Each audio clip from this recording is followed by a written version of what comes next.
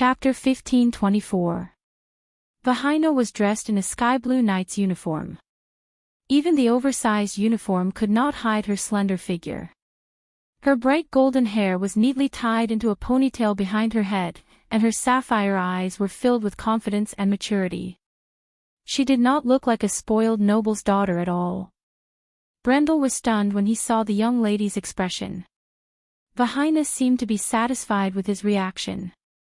Her eyes narrowed into crescents as she smiled mischievously. "They said you were here, and you really are here. You're looking for me." "Of course. What else do you think?" Vahina's tone was still a little angry. "Why didn't you come looking for me these past few days? You know I'm here." Brando looked at her strangely.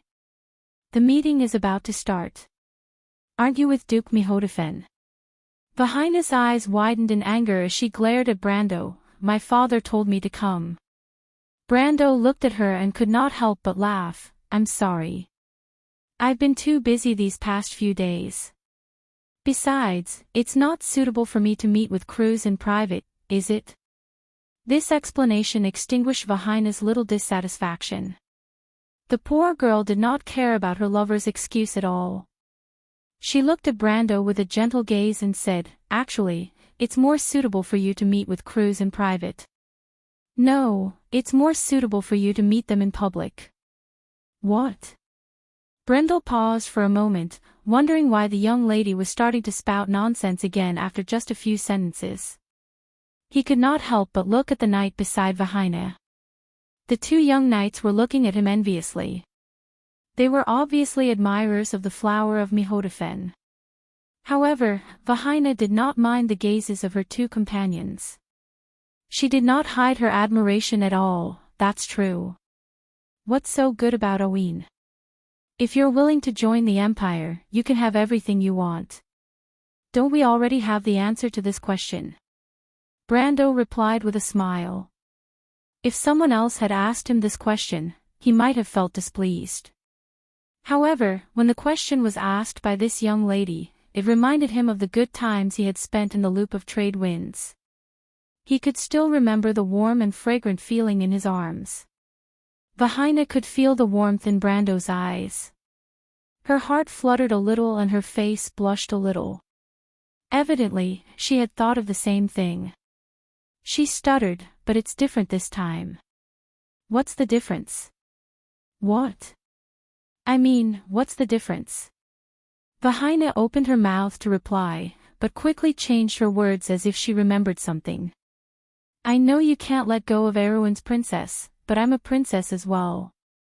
Even if my father is a duke, Mihodafen is much more powerful than Erwin. If you're willing, I can consider it for the Empire." Brando did not know whether to laugh or cry at her words. Even though he knew that this young lady was not ordinary, he could not help but feel that she was a little too passionate at times. Even Amandina could not help but turn her head to the side, her shoulders trembling uncontrollably. Medisha tilted her head and looked at the scene with interest. Vahina's face was also red, but the warmth and generosity of the people of the Empire were different from the people of Erwin. She looked at Brando with determination, her blue eyes waiting for his answer. "Vahina, thank you, but I'm from Erwin." Brando shook his head.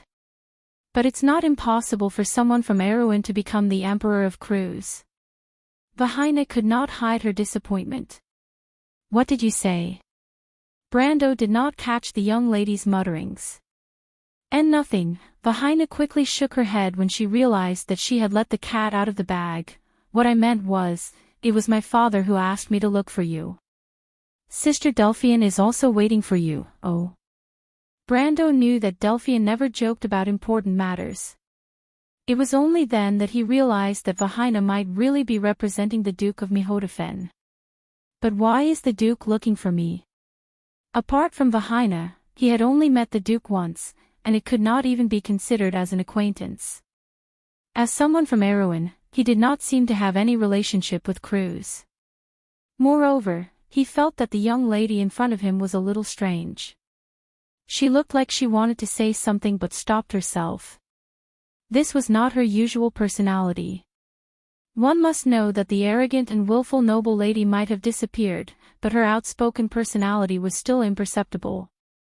It wasn't something that could be changed in a short period of time. As the saying goes, it's easier to change mountains and rivers than to change one's nature. Brando looked at Vahina suspiciously. He felt that this young lady was conspiring with the Prime Minister's daughter to plot against him.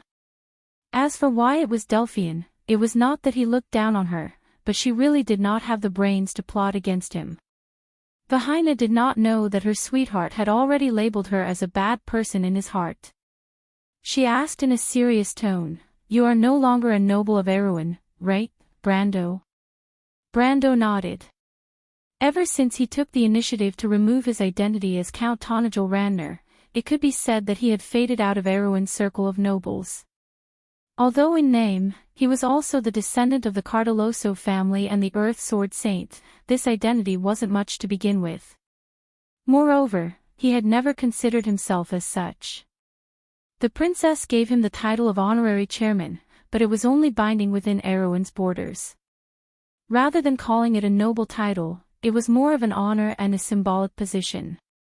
He suddenly understood Vahina and Delphian's intentions. The Prime Minister's daughter had deliberately planned for him to attend this meeting as a Kurlut citizen. If he insisted on attending the meeting as a citizen of Erewhon, the best choice would be to use the identity of Count Tonajol. Even if he denied it, it would not prevent others from thinking so. This was because the Count represented Erewhon's hero, a legendary lord who had saved the kingdom and the royal family more than once. Furthermore, people were fond of talking about his love with the princess. After all, the story of the princess and the knight had always been popular in Wonde. But more importantly, people recognized him as the regent of Erewhon. So if he attended the meeting with Heruz, whether he liked it or not, people would think that he, and not the royal family of Erewhon, was the leader of the meeting. This may not seem like a big deal on the surface, but it would cause damage to the central authority that the ancient kingdom had painstakingly established. Perhaps the princess had already seen through this, but for some reason, she and Heruz did not show any signs of minding. Brando could understand the brother-sister's feelings for him. But if he did not realize it, then he would not allow everything he had done in the past to go to waste. But Brando himself also realized that he might have no talent in politics, because it was only now that he figured it out. Not only Princess Griffine, but the Prime Minister's daughter also saw the crux of the problem at a glance. Brando sighed and stopped thinking about this depressing problem. In fact, he could seek the help of the Bugas. Because of his identity, Solomon would definitely give him a place. However, this was not the best choice. After all, in the Sacred Oath, the Silver People had always been onlookers and not participants. What he had to do was to lead the meeting. After all, in this war, there was probably no one who knew the Twilight Dragon better than him. If he participated in the peace conference as the Count of Tonajol, because the whole of Wonde witnessed the dazzling holy sword when Amandina resisted Sorcerer Sod, the people of Erewhon would naturally have an advantage in this alliance. Especially when people already knew that the holy sword Amber might be in Erewhon. But if he had to give up this advantage, then the other best choice seemed to be Cruz. The reason was simple. Because the Sage of Cruz was the Flame King, Gretel. But there was also a problem. He frowned and asked, "But I'm Erewhon after all. Even if I'm with you, it's not legitimate, is it?" Faina replied confidently, "Brando, don't worry. Sister Delphian said that she will definitely satisfy you." Brando thought of the woman with 9 orifices. Delphian was indeed not a helpless person, but this time he really could not think of a way that the Prime Minister's daughter would solve this thorny problem. But every time he thought of that charming name, his heart was more with the touch of the cold fingertips intertwined with each other, the burning skin, the half-open starry eyes, and the breath that was like orchids and musk. This impression in his mind was somewhat indifferent at first, and even made him feel afraid. But gradually, it became so profound. Brando looked back at Amandina, and she nodded silently to him. The light in the clouds was fading. The grass was low, and people gradually appeared on the wilderness. The representatives of the various countries on the side of order began to enter the real sacred white hall. Teacher. Entering the hall, two voices with the same childish tone sounded at the same time. Heartwarming stopped, his small hand under the thick cloak clenched the scepter tightly, and looked at Heartwarming not far away vigilantly. His expression was like a small animal protecting its food. Heartwarming already knew that this teacher had another student, and also stopped to look at him curiously. She did not avoid Heartwarming's gaze and looked at him with a calm expression. Teacher, she is Heartwarming. In a sense, she is your classmate. According to Geofome, you are the senior brother, the elder brother.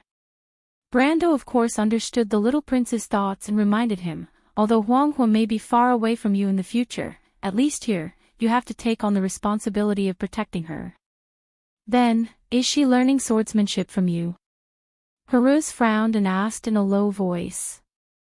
More or less. Brando replied. Of course, Heartwarming did not only learn swordsmanship from him, but she could also be regarded as his successor. In the eyes of outsiders, he was more of a sword saint, so it was not wrong to say so. Heartwarming was even more disappointed and muttered in a low voice, so, it would be great if I could learn swordsmanship too. Brando looked at the little prince's increasingly deep eyes that seemed to contain stars and shook his head indifferently. Black magic is not bad, Heartwarming, and maybe this is the future. Besides, I said to have confidence in yourself. At your age, your swordsmanship is not bad. Of course, it was still not as good as Heartwarming. Really? After all, Heartwarming was still a child. Although he had tried to be mature and steady most of the time, it was different in front of Brando. It was a mixture of gratitude, admiration, and expectation. Brando nodded. The venue of the sacred white stone monument was actually a group of short stone pillars surrounding the monument. It was unknown who had built this group of stone pillars. Stone slabs were laid out in standard concentric circles in the grass. Circle after circle, they intersected with the short stone pillars. There was a huge white stone monument in the distance. Looking at it from such a close distance, the holy white rock looked like it was towering into the clouds.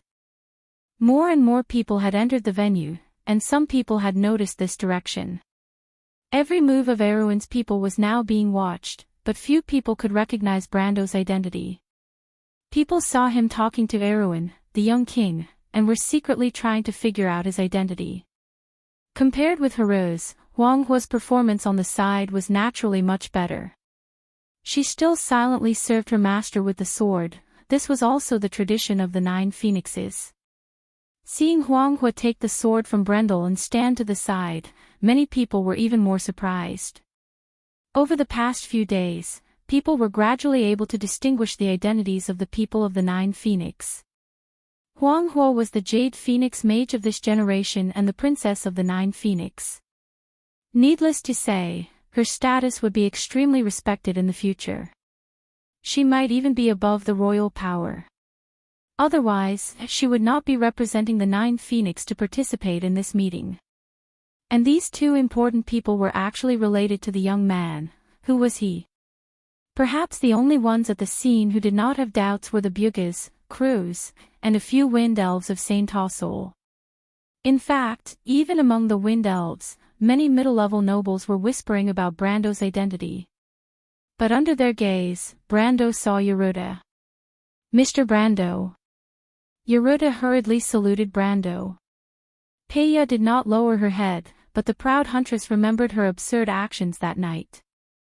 Her face burned a little and she quickly turned her head away. Fortunately, her skin exuded a healthy bronze glow and her blush was not noticeable to outsiders.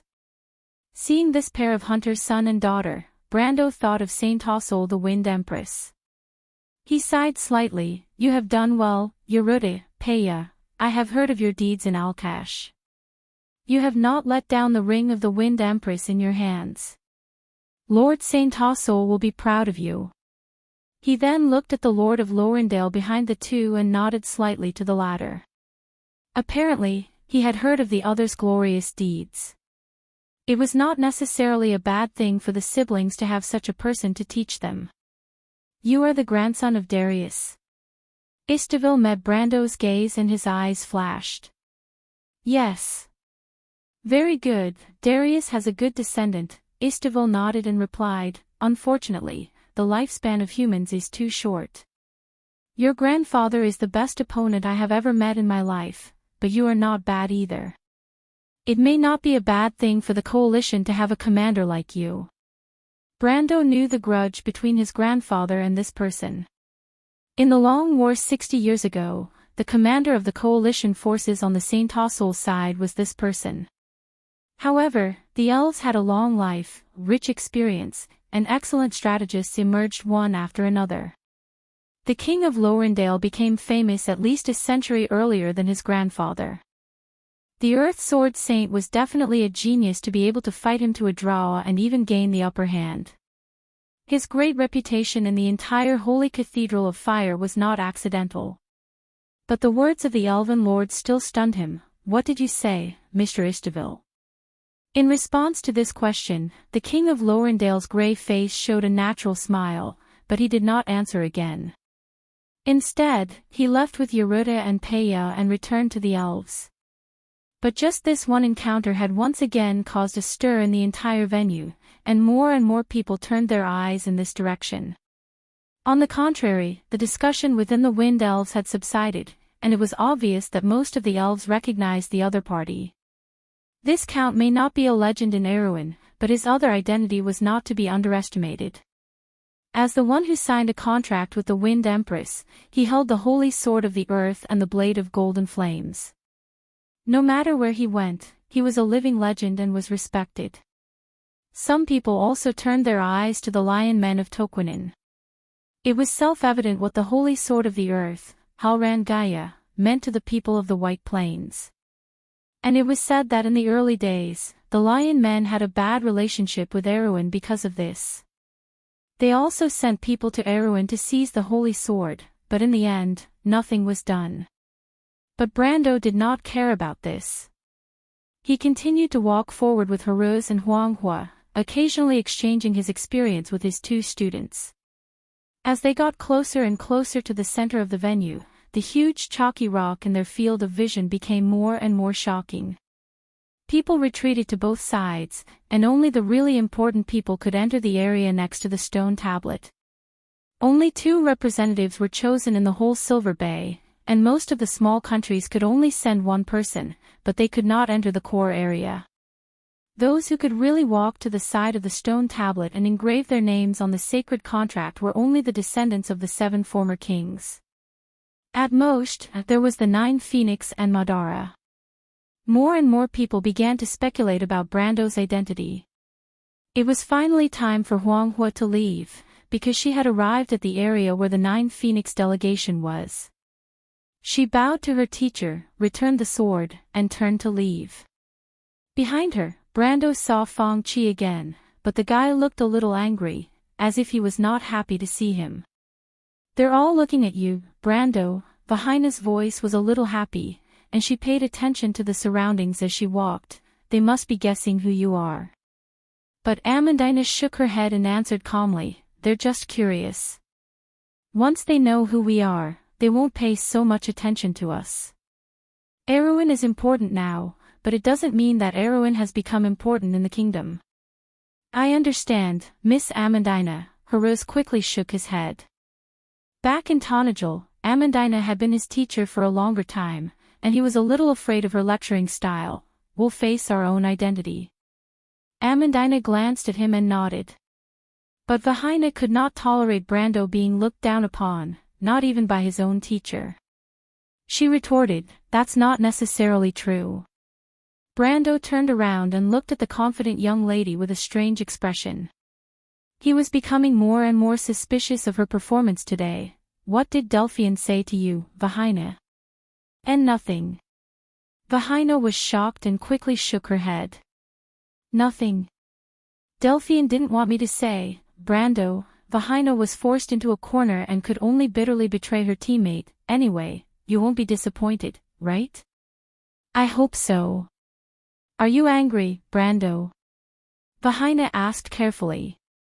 Medisha giggled behind him, but she quickly blushed and covered her mouth. Do I look like I'm that petty? Brendo laughed helplessly. All right.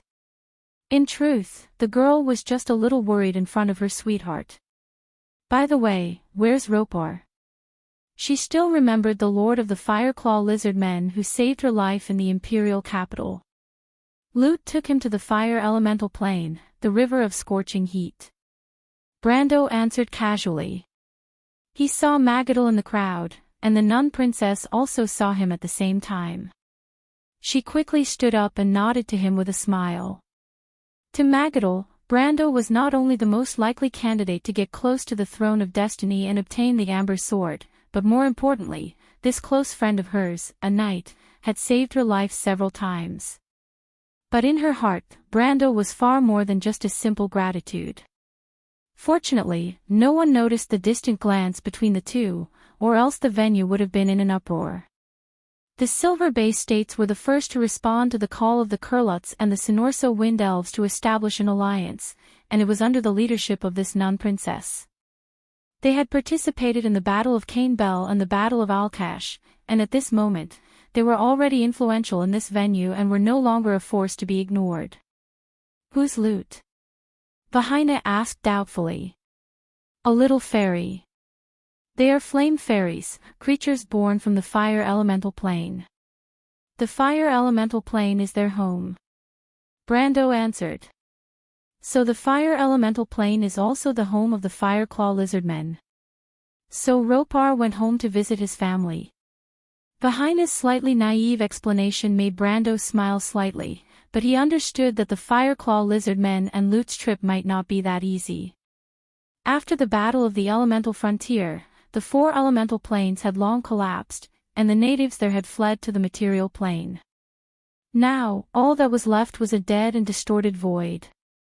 The reason why Lute and Ropar returned there was only to obtain the inheritance of the fire elemental plane. Correspondingly, the other little fairy and the crystal stag, Malurcha, also returned to the shallow sea realm. Thinking of the shallow sea, he couldn't help but think of Miss Tada and couldn't help but sigh. Vahina couldn't understand why he was sighing, but she didn't have time to think about it. Because with Haru's departure, everyone's eyes finally fell on her. Although the little prince was slightly surprised by Brando's choice. Teacher, are you really not coming with us? He furrowed his brows and looked very sad. His eyes were already flashing. If he hadn't remembered his identity, he probably would have cried in front of everyone. Brando shook his head. He knew that although the little prince pretended to be strong on the surface, the weakness in his heart had not been completely eradicated. He was that brave Princess Phosha, and also that Haruz who cried at the slightest thing. But for the sake of the kingdom's trust, this little youth had actually sacrificed too much. Fortunately, a scream suddenly came from the distance in the crowd. A fat dragon suddenly flew over from nowhere. Haruz and Brando both looked at the Hippamra chasing after it with some surprise. The little prince only then realized that he had lost his composure. He wiped away his tears, bowed to Brando, and then returned to his position with his attendants. So, only Medisha, the Mephistopheles siblings, Amandina, and Vahina were left by Brando's side. But they still continued to move forward. At this time, the people in the venue finally recognized Vahina. It's the people of Cruz.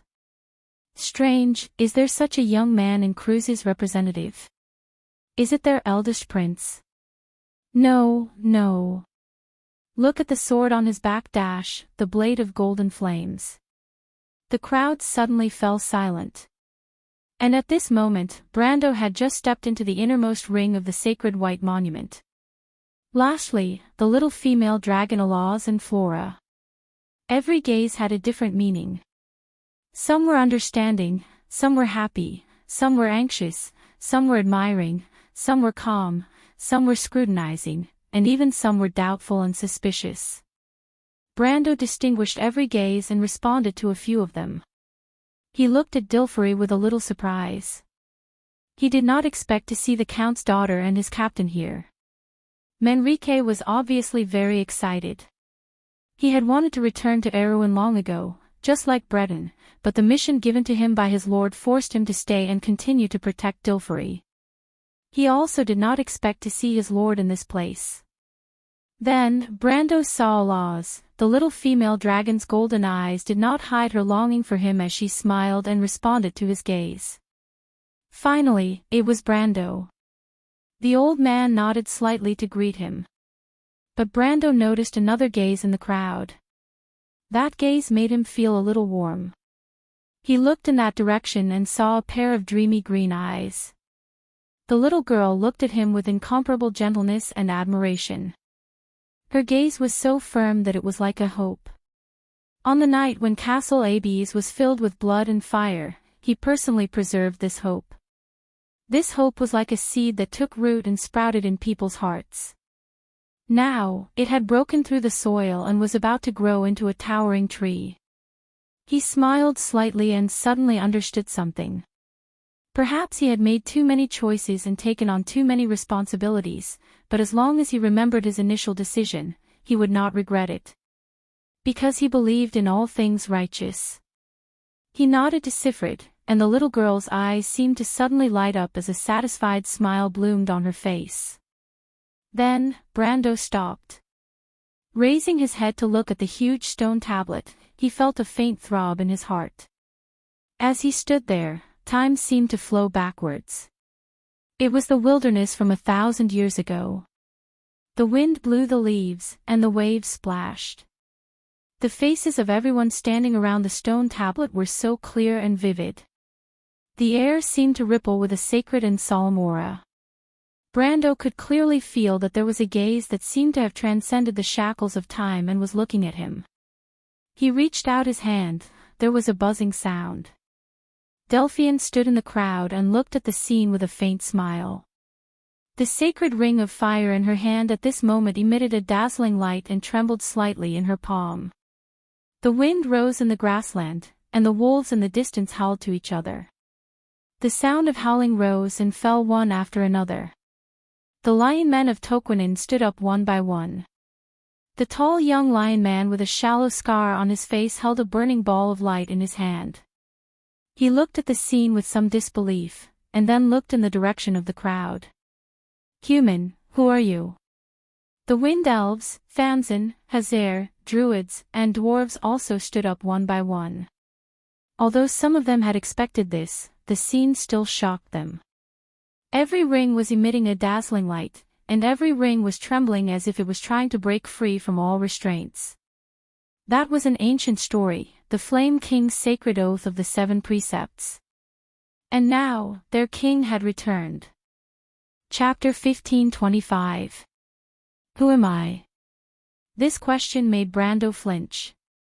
Was it Sophie or Brando? Was it Count Tonagel or the descendant of the sword Saint Darius? Was it the hero of the people of Erewhon or the savior chosen by Martha? Was it the fool or the king? Among these many identities, which one truly belonged to him? Brando looked at the tall holy white stone intently. The afternoon sun shone on him. Time was like flowing sand, and the sun also changed its light. The shadows on the stone wall also became vivid, like pictures, engraved with unpredictable time. It was a hero who broke the sky. A king was taking off his crown. It was the twilight of a sage. The belief of an idealist. For shadows overlapped with each other. Like changing light, they finally converged on a person. Brando stood silently in front of the stone tablet. Like layers of light feathers, they converged behind him, and finally turned into nothing. Everyone looked at this scene and looked at each other. What did the crisscrossing light and shadow on the stone tablet mean? Was it an illusion, or a revelation? Who was this young man, and how could he cause such a strange scene? Among the crowd, only Tumen's eyes were certain, and he nodded slightly. It was a calmness known as wisdom and foresight. It was as if the fog of the future no longer turned into heavy curtains. The flame of wisdom split a path of blood and fire from the thorns of darkness. Because he had seen the last light of dawn, he was no longer afraid and confused. Brendel felt something in his heart and turned around. One pair of eyes was young, the other pair was old. One was a student, and the other was a teacher.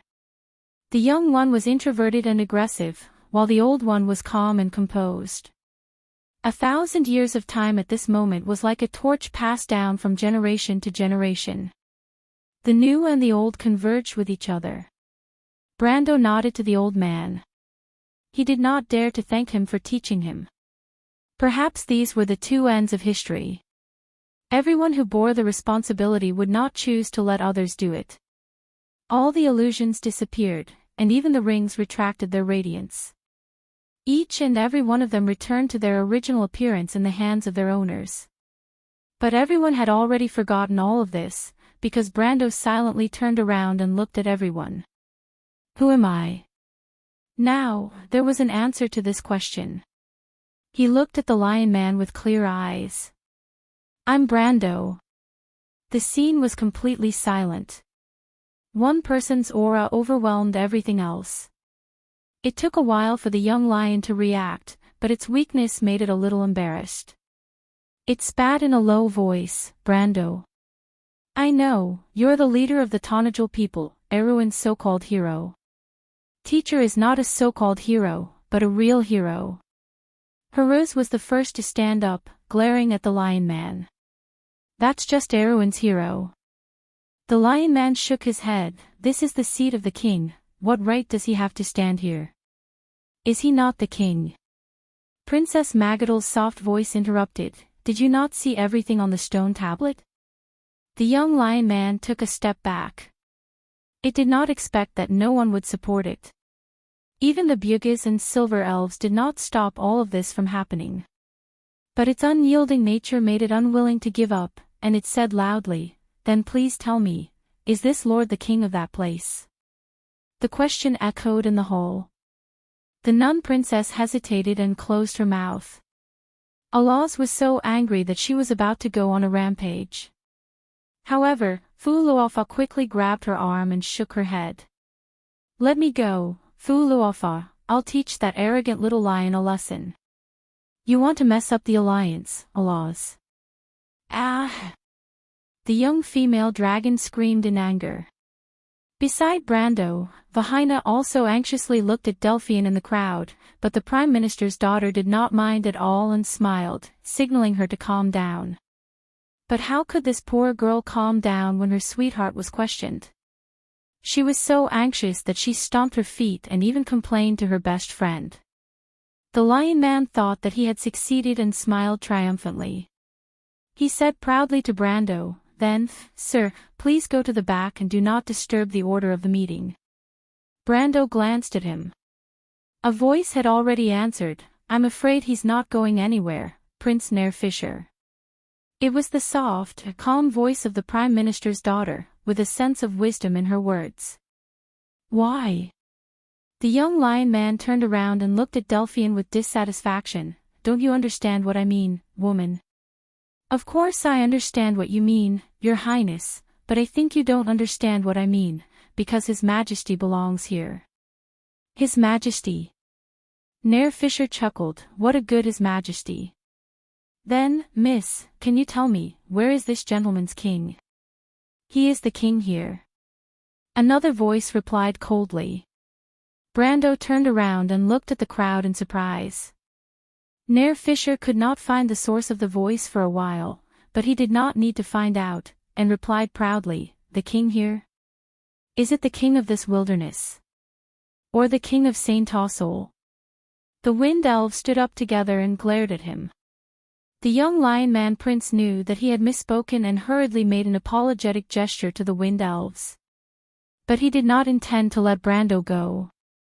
Instead, he looked in the direction of Cruz. But the firm voice continued, because this is neither Mankator nor Saint Tossol. That's funny. Nair Fisher was a little annoyed by the secretive voice. Then where is this place? don't tell me we don't know where we are." 2 or 3 chuckles came from the crowd. Delphian looked in that direction and also chuckled. Her smile was indifferent and proud. "Your Highness, of course you know where you are. You just didn't realize it at the moment. Our world, isn't it called Woned? King of Woned." Nair Fisher showed an exaggerated expression and laughed. "How come I didn't know there was such a title in this world?" But suddenly, he could not laugh anymore. Because the Lion Man Prince saw that this time, it was Cruz's turn to stand up and look at him with a gloomy expression. At that moment, Nair Fisher suddenly remembered that there was such a title in this world. It was the King of Kings, but it only once belonged to one person. That man was called Gretel, a young man from the Great Plains. He was a sage of the Kurlutz people, the first master of the holy sword Odorfice, but he was also the Flame King, the leader of the Sacred Alliance. So, only the rustling of the wind and the leaves of the grass could be heard. Everyone's eyes were focused on Brando. For the first time, people felt that the hilt of the sword behind him that reflected the sunlight was shining a little brightly. Brando also finally noticed that something was wrong. The answer Delphian gave him seemed to be a little unusual. Under everyone's gaze, he turned around to look for the Prime Minister's daughter, but the latter was hiding in the crowd with a bright smile, like a little devil who had succeeded in her scheme. This was a scene she wanted to see so much. The crowd suddenly parted, and a person walked out from it. Brando looked at the owner of the voice and subconsciously took a step back. It was the eldest prince of Cruz. Lenoret was slowly walking out of the crowd. He looked around at everyone calmly, then took a crown from his attendant. This action allowed Brando to finally find the answer to the question, which was what kind of identity Delphian had arranged for him. But this identity, Brando looked at Lenoret silently, and his eyes seemed to be asking why. But the eldest prince only shook his head gently. He no longer looked at Brando, but held the crown with both hands and answered loudly to everyone present, "As the flame holy ring is witness, the last emperor of the empire named one person as the successor of Cruz before his death, and now, the faith of the golden flame has not been extinguished, and the holy sword Odorfice also has this new master, so the people of Cruz will keep their promise and support him as the king, so, he will be the legal monarch of Cruz." Wow, not only the people in the venue. At this moment, even the nobles of Cruz were shocked. People stood up from their seats one by one, and for a moment, there was a surge of heads. There was an uproar. Brando was like a stone statue, standing in the crowd. It turned out that the ring was the legendary Flame Holy Ring. What happened that night in Rushta was still vivid in his mind. The unwilling eyes of the Silver Queen before she died were like a slender knife, engraved into his heart. That was clearly a longing for life. But why did she still have to go on such a path? He used to wonder. But now he understood. Brando silently turned his head and glared fiercely at Faina. The young lady of Mihodafen shrank her neck, knowing that she was in the wrong, and replied anxiously in a low voice, "Brando, you have to accept it." Brando looked at Delphian again, looked at the great Serene Wara and the old Chancellor Nydivan, as well as the Dukes of Mihodafen and Ludwig. Was this everything they wanted? Or was it everything she wanted?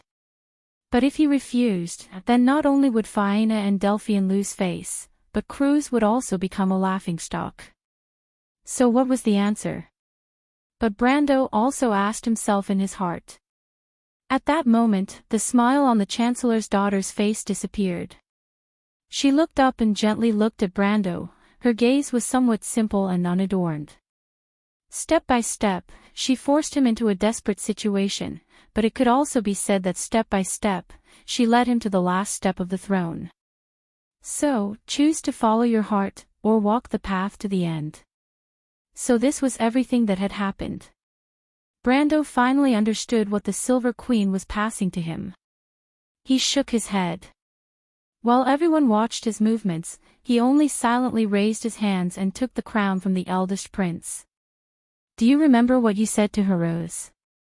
Brando whispered to Lenarinat, it's yours, and one day, no one will be able to take it away from you. Lenarinat was stunned and looked up at Brando in astonishment. I think, one day, you will be a good king. Brando silently lowered his head and put the crown on his head.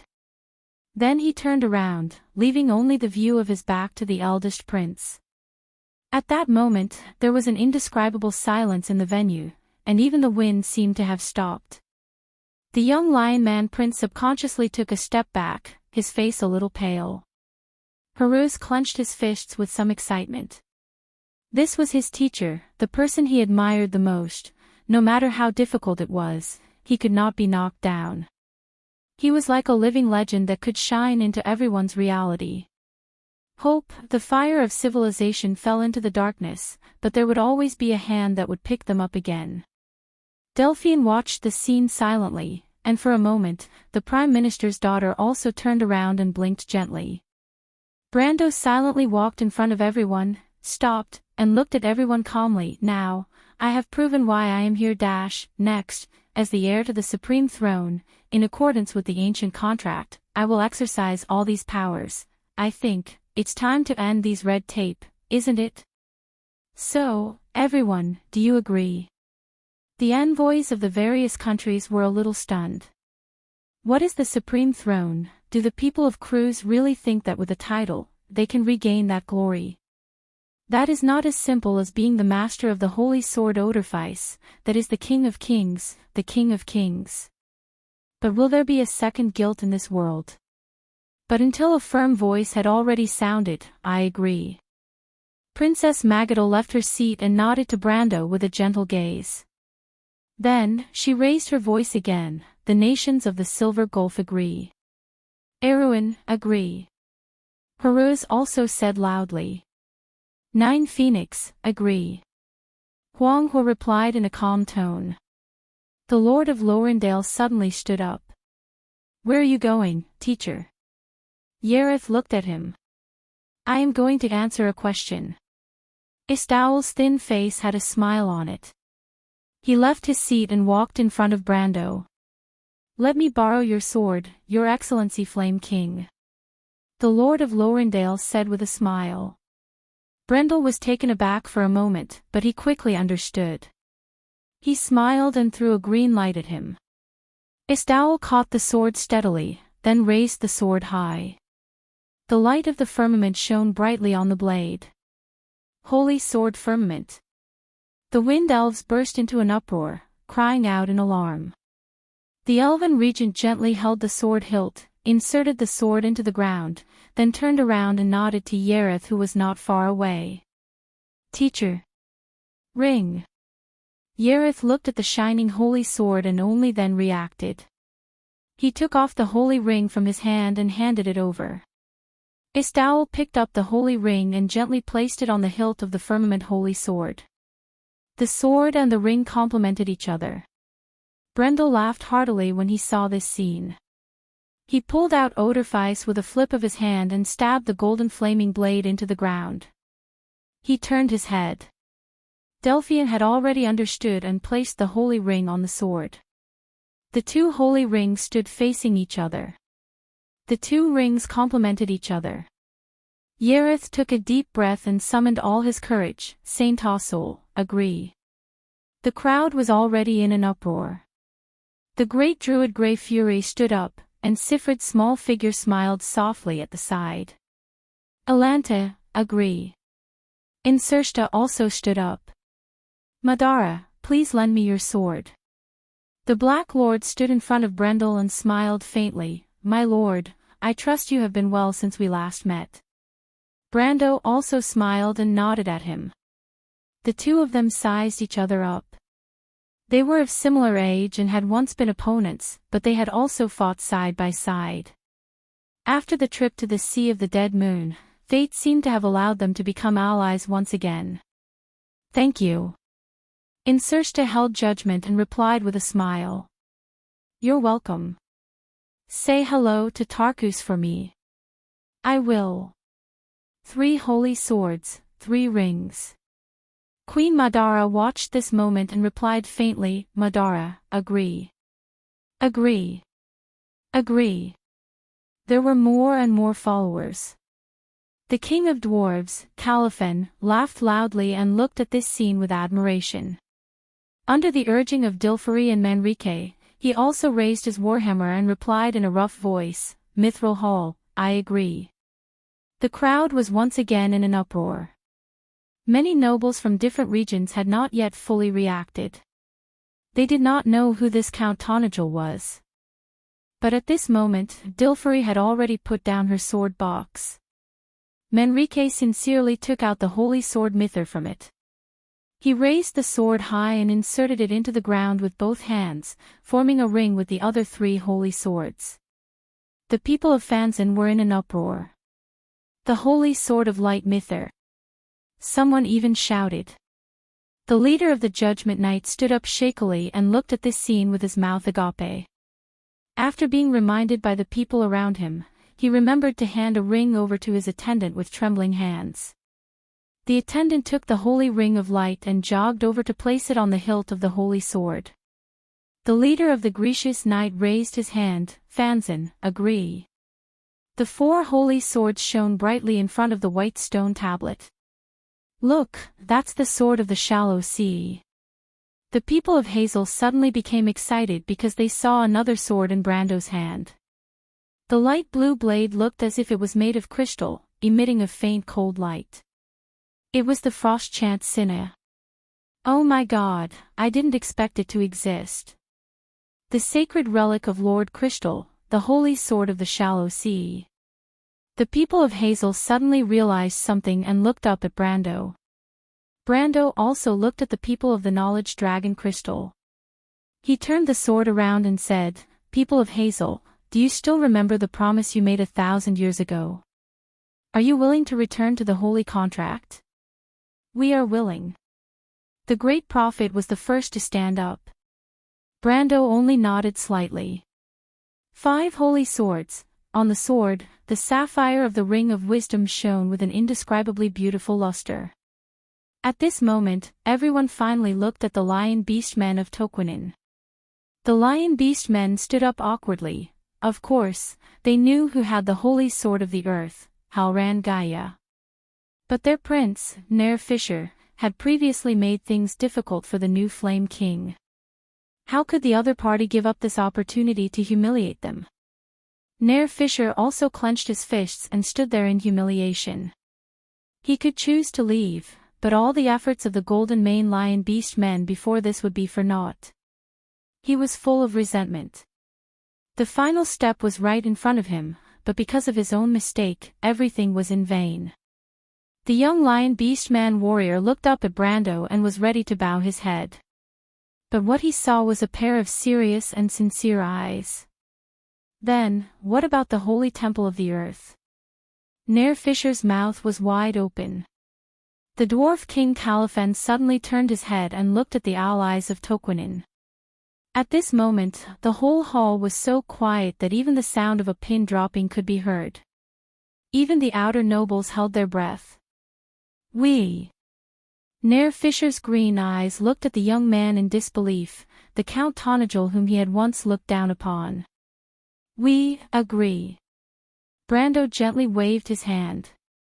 And so, after 1,000 years, the Halran Gaia had once again returned to the hands of the Toquinin people.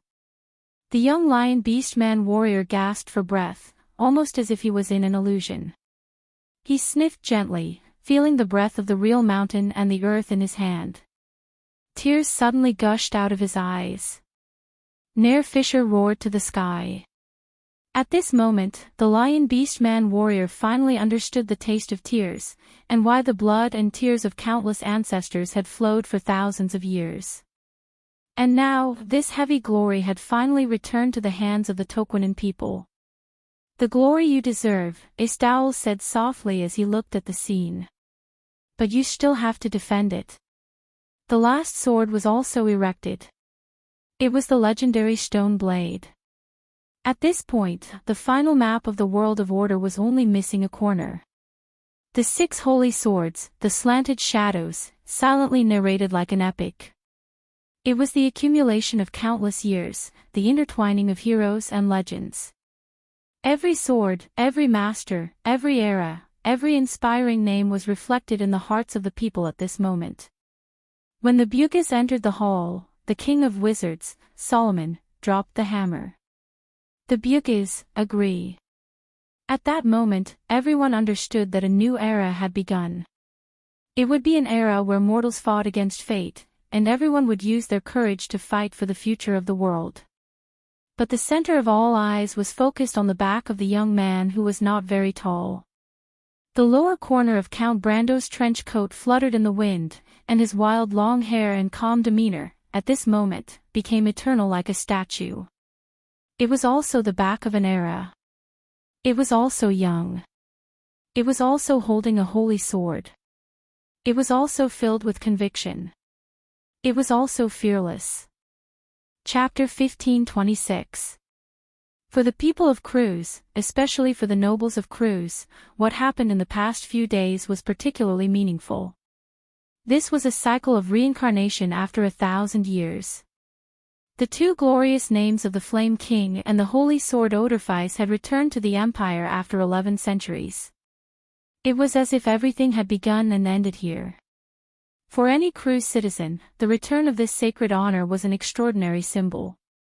It was not only a laurel, but more importantly, the return of ancient glory. But in this glory, there was a trace of unsatisfactory part. Although he was the legal monarch of Cruz, the identity of the young man always reminded people of some unpleasant memories.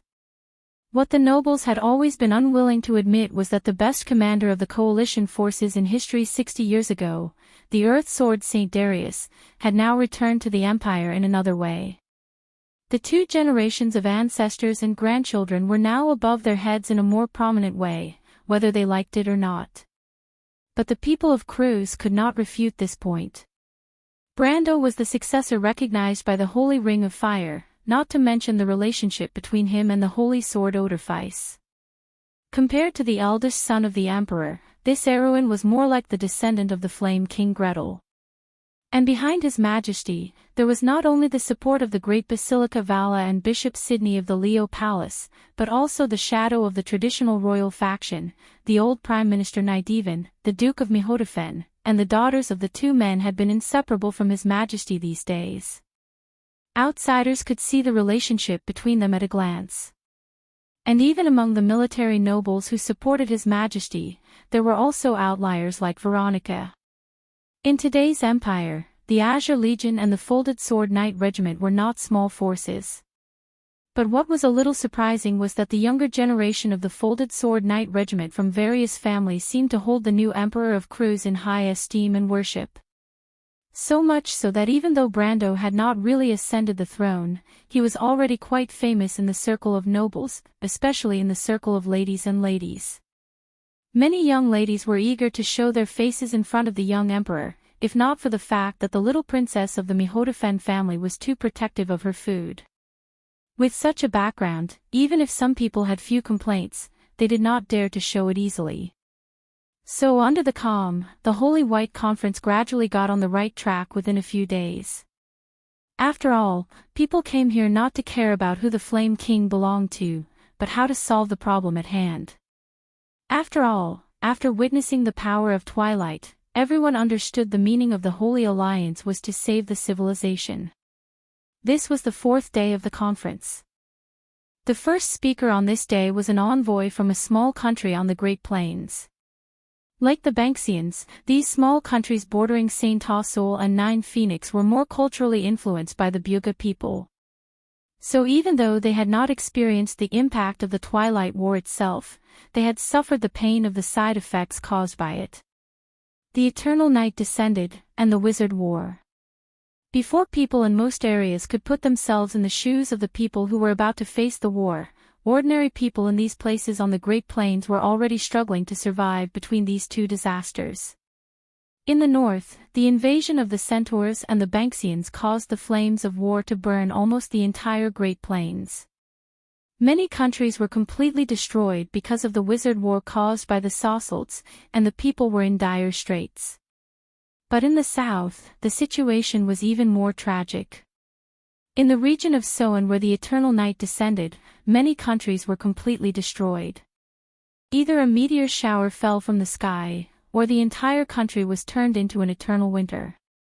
Some areas' temperature dropped to freezing point between day and night, and the people living in these areas often froze to death overnight. So compared to the people of Cruz who were facing the threat of war, these people were more eager to end it all, or at least to get help from the outside world. Otherwise, the order on the Great Plains could collapse at any time. The envoy came from such a country. He spoke generously from his position, and the scene he described moved many people. 9 Phoenix and the Buga people were willing to lend a helping hand to these people. Of course, the Buga people were more than willing to compensate for these people. We are very grateful for the generosity and selflessness of the 9 Phoenix and the Buga wizards. We have no reason to reject such kindness. The envoy bowed and said, "But of course, we are here, in this conference hall, not just to beg. No offense, I call it begging because we have indeed come to such a desperate situation. People need to think about survival first before they can have dignity, but for various reasons, my country, our people have lost such a qualification. But because we are still eager to regain this qualification, I would like to ask, what does this war mean to us? Where does it come from, how long will it last, who is our enemy, and how should we deal with it?" I think many people here are like me, eager to get such an answer. After he finished, he bowed to the crowd. The people could not help but applaud. They did not have any contempt for the envoy who called himself a beggar. On the contrary, many people only felt the same way. Even the people of Cruz had the same feeling in their hearts. Although they had not fallen to such a situation yet, the days of living under someone else's roof were obviously not good. When the chaos began to spread, people's lives were getting fewer and fewer. An urgent hope urged them to come here, to come to Mangthar. Therefore, this was the significance of such a meeting. Junior Prime Minister Nidwin stood up and replied, "I think our main threat is undoubtedly from the Twilight Dragon. I believe I don't need to repeat its legend. After all, many of us grew up listening to the Pale poem. However, because of the selfless sacrifice of Sage Eloranta, the root of all evil is still sealed outside the elemental frontier. Therefore, the enemies we have to face now are still its minions. We have heard some rumors about the Twilight Dragon's minions on our way here." A White City envoy stood up and asked, "But we know very little about them. I wonder if the Kurlutz people and the elves, as well as the wizards of Buga, are willing to share information with us." "Of course," Nidwin replied. "At present, the main enemies that the people of Cruz are facing are the Crystal Cluster and the Horned Beetles. In the battles in some areas of the southern Erewhon, it is said that the No race has also appeared. In addition, it is known that the demons are also the minions of the Twilight Dragon. There are also the cultists and monsters." At this time, a person suddenly spoke. Everyone turned around and was surprised to find that the speaker was the new Flame King who had been sitting in the center of the round table. The Emperor of the people of Cruz, Count Tonajol from the Erewhon. Brando did not mind these strange looks. He continued, "The cultists, all for one, the Silver Sky Snake, and the tree herders have been greatly damaged in several wars. They are not a threat for the time being. However, the movements in the Black Forest are still worthy of attention. The monsters originally came from the Bronze race, but they have been infected by the Twilight Dragon. They are no longer the people of the World of Order and have become our enemies." "Honorable Flame King," another person stood up and asked, "May I ask if your words are reliable? I mean the part about the monsters." Brando nodded without hesitation. If the others were only slightly aware of the strange movements of the monsters, he had no doubt about it. In history, whether it was the calamity of wolves or the Crystal Cluster, the monsters were the vanguard of the Mana Tide. The Twilight Dragon would not give up on such a chess piece. However, there was no doubt that not everyone believed him. In the eyes of many, the reason why Brendel was able to become the Fire King was because of his title as the Kurlutz Emperor. Legally speaking, he was the successor of the Fire King Gretel. But no one really thought about why this Aween citizen was given such a title. Of course, they also did not think about why this young man was recognized by so many people, especially the four great empires and the Bugis. The envoy who was standing looked at Brando with some hesitation. Although he did not express his doubts, it was only due respect to the emperor of an empire. Brando was very calm about the attitude of the crowd. He chose to be in this position, naturally, not to enjoy the glory and attention that it provided him. Now, the halo of the Emperor of Cruz could only provide him with some empty vanity. As the commander of the Allied army, he was different from his grandfather, Darius. He was not good at strategizing. Besides, it was impossible for Brando to really command the battle. There were many people here who were more professional than him. Brando was very clear about his advantage, and that was his foresight. In this hall, he understood more than anyone else what this war meant. Therefore, he also understood more than anyone else how he should integrate these intricate countries, organizations, and people. It was precisely because he stood higher that he could see further, understand where the end of the road was, and also know what kind of allied army Wone needed. The people looked at each other, and the envoy was a little embarrassed. He clearly did not believe what Brando said, but he could not directly question him. Seeing that Brando had no intention of sitting back down, he could only bite the bullet and ask, "Your Majesty, how much do you know about these minions of the Twilight Dragon?" He thought that Brando would back down, but he did not expect the latter to smile and say, "I have already talked about the cultists and monsters. I especially want to remind everyone, especially the countries close to the Black Forest, be careful of the changes in the Black Forest. Add more outposts and patrols. For Saint Tassol, the southern part of the White Mountains and the border area of the Black Forest near the Al-Kash Mountains are the most important. My suggestion is to dispatch 2 legions to be stationed in these 2 places. Don't worry about involving forces, because it is necessary." The Wind Elves obviously disapproved of this proposal, but the Lord of Lorendale and their future crown prince did not object, especially Yeruda, who was wearing the ring of the Wind Empress, nodded slightly. The Wind Elf nobles naturally would not stand up to a regent and a future king. But the envoy was not from Saint Tassol, so he did not have to worry about these reasons. He frowned and said thoughtfully, "But Your Majesty, in fact, we are more concerned about another problem." "I understand, people are always full of fear of the unknown." Brando nodded in agreement. As Mr. Nydeven said earlier, the demons, the crystal, the insects, and the No are the 4 most powerful forces under the Twilight Dragon. But in fact, it is not just that. In the previous wars, the real vanguard of the Twilight Dragon is the Fenrir family, which represents the power of destruction. He paused for a moment before continuing, "Fortunately, in this war, because of the betrayal of their leader, Ekis, the giant wolves may not appear in the Twilight War again. They may even stand on our side." "What?" someone in the crowd exclaimed. In the pale epics of the past, the giant wolves were one of the most powerful enemies of the Order. They were the incarnation of the magic moon, representing the power of destruction. In places where the giant wolves appeared, the power of Tiamat would often be suppressed to the minimum. Myths described the giant wolves devouring the sun and moon, and their results were also the most glorious among the Twilight races. Not only were the giants defeated by them, but at least 3 of the gold races were destroyed by Ekis fangs. If they betrayed, the significance of this news was not small. The envoy was also in disbelief and subconsciously asked, "Ekis betrayed the Twilight Dragon, Your Majesty, is your words reliable?" After saying this, he realized that he had misspoken and hurriedly put an apologetic look on Cruz's side. The one who answered on behalf of Brando was a female bugle wizard leader. The one who spoke was Ajani, the Queen of Silver who represented time replied, "His Excellency the Flame King did not boast. Our news came from some special colleagues, they sent this news back from Bunasan." "Which is," the people reacted. Everyone knew that witches were the attendants of the magic moon, and no one knew Akis and his daughters better than them. The authenticity of the news was almost indisputable.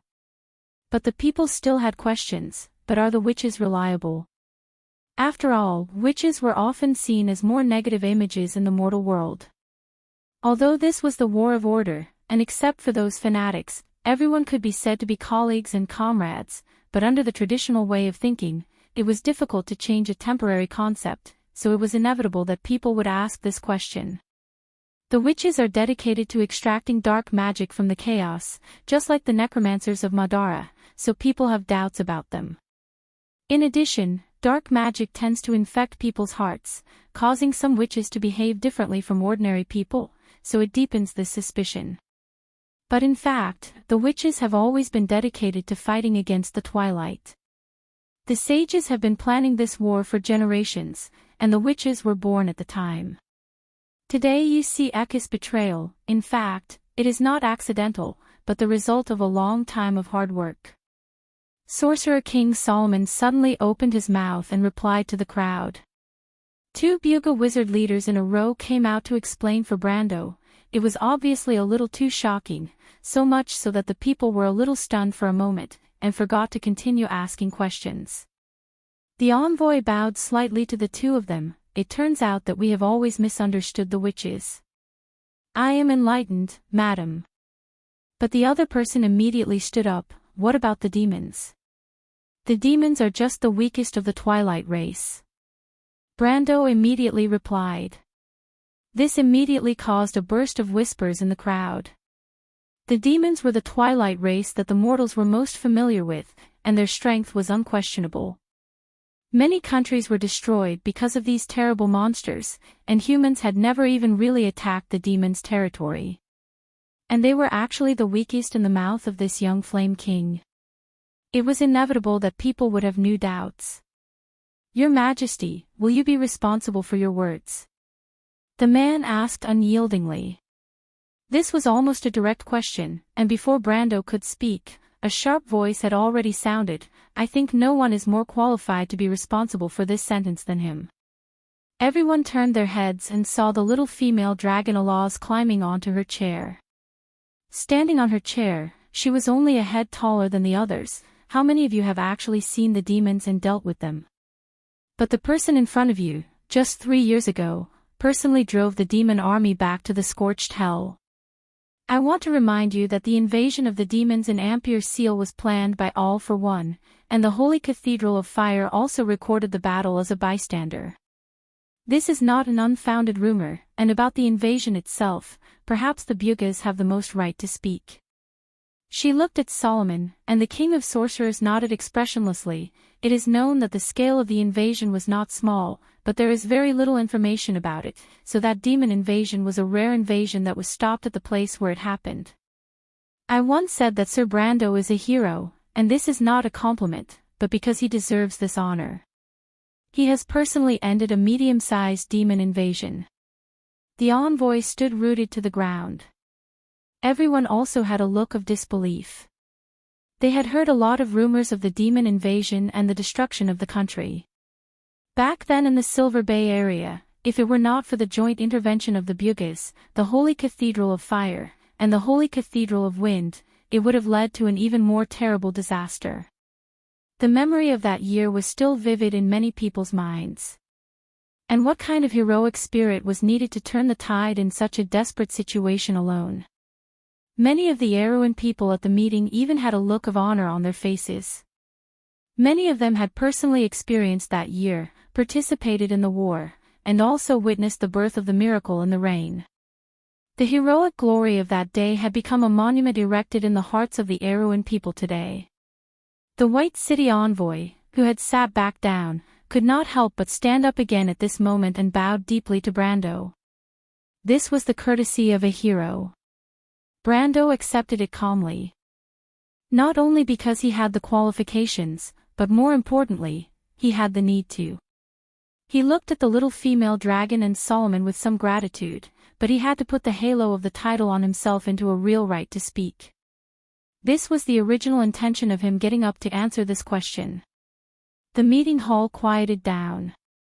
"Then your majesty the Flame King, do you know more about the demons?" the previous envoy stammered. Brando did not mind the previous offense of the other party, but calmly replied, "Although the demons are powerful, the Demon King had already fallen in the Fourth War, leaving 7 demon kings to govern themselves. Because of this, their threat has been reduced to a minimum in the constant internal friction. But in the previous Cruise War, wasn't the root cause of the war the demons invaded Jorgandi Ridge, causing the people of Jorgandi Ridge to migrate to the surface?" someone in the crowd asked. "That's just the Dragon Queen's side of the story. In fact, the demons only invaded the tip of Ashes and occupied the territories of the Dark Elves and Medusas. They are still very far away from the real Jorgandi Ridge. The migration of the people of Jorgandi Ridge was not so much caused by the demons as it was the Dragon Queen's plan. All of that was just a lie." Brando paused for a moment. Of course, the demons' movements were not without cause, but because they felt that a demon king in the surface world was about to be resurrected. A demon king in the surface world. It is the demon king Ikentu. In the Battle of Azure, the demons suffered heavy losses, and several demon kings also fell one after another. The most powerful demon king Ikentu was sealed in the stagnant realm by the Bugis and the dragons. But after tens of thousands of years, this seal has begun to loosen, so the demons launched an attack on the tip of Ashes under the guidance of their servants in the surface world, the Sheephead cult. For many of the people present, this was the first time they heard of this secret, and many of them could not help but show a look of surprise. They obviously did not expect the young Flame King to be so knowledgeable. If they were not sure of his identity, many of them would have thought that this was a Bugis telling them all of this. Then what about the Demon King? If the seal has loosened, will it be a threat to us? Someone asked. This is not a concern. Princess Magadal stood up and took the initiative to answer, because it is already dead. Dead? The man was stunned. Ikentu died in the stagnant realm, and it was done by Mr. Brando himself. We took back the nature's orb there, the holy sword verdant soul. I have experienced all of this and can testify, Princess Magadal replied calmly. I have also experienced all of this, Olaz hurriedly said, the dragons can also testify. The Bugis also nodded. As the sealers of Ikentu, they were naturally the first to notice what happened in the stagnant realm. The hall was quiet at first, and the people finally looked at Brando with a strange gaze. It was as if it was only at this moment that they remembered the scene when Brando took the throne of the Flame King. No wonder so many countries and forces supported him behind his back. This kind of curiosity was often on the surface, but it was enough to prompt people to learn more about the life of the Flame King. To be able to kill a demon lord, he has to be at least a sword saint, right? So young. That's not surprising. I heard that the Flame King is a descendant of the Earth Sword Saint, and his grandfather was a true Supreme Sword Saint. Supreme Sword Saint. Everyone sucked in a breath of cold air. For most people, that was the limit of what they knew of Li Lang. But someone said, haven't you heard? Not only his grandfather, but his teacher is also the Supreme Sword Saint, Grey Sword Saint Mephistopheles. This was no doubt a cruise person's statement. Such rumors began to spread among the whispers. However, the people who could provide the most accurate information were still Erewhon people. After all, in the whole of Erewhon, the life of the Count had become three-dimensional and rich through various rumors. Twice in the Battle of the Black Rose, he saved a kingdom from collapse several times. After that, in everyone's different eyes, he was like a true noble knight, leaving only his student and his beloved Princess Griffine with a crown. If killing the Demon Lord was only a manifestation of power, then everything about him in Erewhon was a true legend. In this era where most people had romantic feelings for the true path of knights, such deeds were often more deeply rooted in people's hearts. What people missed was not only the light of the blade and the shadow of the sword, but also the love and hatred behind them. And a living, flesh-and-blood Count's love, ideals, and beliefs about his and Princess Griffine's love were often more easily engraved in people's hearts. A person with great power would be respected by people. However, a person with ideals and beliefs would be truly respected by people. Of course, Brando was far from being a saint, but the selflessness he left in Erewhon was far enough to shine in this era. In a sense, he had even replaced the late King Eric's position in the hearts of the people of Erewhon. And this was what was rare and commendable. Even the people of Cruz looked at their new emperor with a trace of respect in their eyes. Not to mention the others. This is the character of a true swordsman, Mr. Liu sighed, his face full of admiration.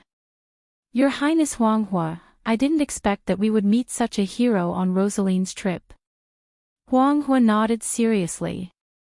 In her heart, she had long believed that her teacher was the best person in the world. Beside the two of them, Fang Qi sighed heavily. He looked in the direction of Delphian and finally shook his head. Among the lion beast men of Toquinin, Nair Fisher looked at the holy sword in front of him in shame. Someone quietly came to his side and said to the Lion Prince, Your Highness Nair, Mr. Brando's deeds are rare, but there may not be only one hero. You're right, Nair sighed and replied, Miss Diomedes, but I'm not depressed. I'm ashamed. A hero should be courageous, but I'm jealous of a true knight. I've made myself look like a villain. Then be more frank. You may be forgiven. A brave man is not only brave in the face of enemies, right? The Lion Prince nodded. You're right, Miss Diomedes. I will do that. The human girl smiled. That's what I admire about you, Your Highness. The people had been convinced by Brando, and naturally did not question his words. Someone took the opportunity to ask, then, in this hopeless war, how can we win, Your Highness? Another person asked, can we really defeat the Twilight Dragon? In the face of a powerful enemy, it was inevitable that people would have doubts. It was not that they wanted to surrender, but that they could not see any hope. However, Brando shook his head. If the Twilight Dragon was really invincible, we wouldn't have to wait until today to take over this war. But today, we're just a group of mortals, the person said. In this era where the power of order in Wond is at its weakest, how can we defeat an enemy that even Martha could not defeat? Brando stood up. He looked at everyone. Our world is constantly bleeding. The war with the Twilight Dragon has left us scarred. In the past, we have witnessed the passing of many heroes. Like the stars that guided us in the darkness, they were extinguished bit by bit. What was left behind was a dark and hopeless night sky. Even the gods had lost hope in this pitch-black sky that stretched across the sky. The hall quieted down. The people were attracted by Brando's actions, but they were also shocked by his words. Everyone raised their heads, wanting to see what the young Flame King had to say. But Brando raised his voice. We cannot deny the efforts of our ancestors. They used the deepest despair in exchange for a bleak future for us. This is the price the world of order paid. How could our enemies not be the same? The Lord of Demons died under the verdant sword, and the Mother of Nightmares also died under the light of the holy lance of heaven. As for the first generation of witches in the world of order, her existence has long been untraceable. Perhaps she has turned into a ghost of history, but it was all that this ghost left behind that made Ekis betray her master. Our most powerful enemies have also fallen one by one. Now, 3 of the 5 lords under the Twilight Dragon are gone. The stars in front of us are gone, and the night sky is lonely and vast. But it is not the precursor of the eternal night, on the contrary, Brando replied word by word, the stars are disappearing because dawn is coming. Chapter 1527. At present, the main attack direction of the Dusk species comes from the west of Alkash, the south, and the Anslova and Anzaruta regions. The north is from the east of Fanzan and Alanta, and the south is from the Sea of the Dead Moon.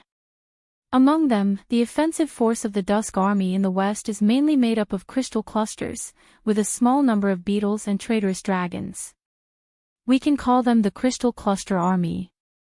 As for the dusk forces in the north, according to our observation, the main force is made up of the No race, with a small number of demons. We can call them the allied forces of the No race and the demons. It was late at night, and everything was quiet, but the unfinished meeting during the day still continued in the tent. The light of the butter torches lit up the huge tent, and the figures were flickering. The commander of the Holy Light Knight Regiment of Fanzin held a pointed wooden stick and gestured on the huge map spread out.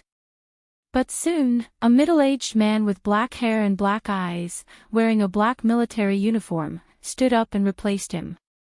The shining silver rose emblem on the middle-aged man's chest represented his identity as a Madara soldier. This man was Ogiest, the model of the black nobility, and later known as the Pride of the Black Rose, a famous general of Madara. At least in this era, the shining stars of Madara would overshadow any neighboring country. Any one of the high-ranking officers would be a famous figure in the future, not to mention a large number of future talents like Greta, Insursta, and Tarkus who were still buried among the low-ranking officers. Looking at Tarkus and Insursta standing behind Ogiest, Brando's eyes were filled with envy. This was the feeling of having a galaxy of talents. In comparison, although Erwin was on the right track, after the collapse of the royal party, the talents of this generation of nobles showed signs of withering, as if there was a shortage of young people.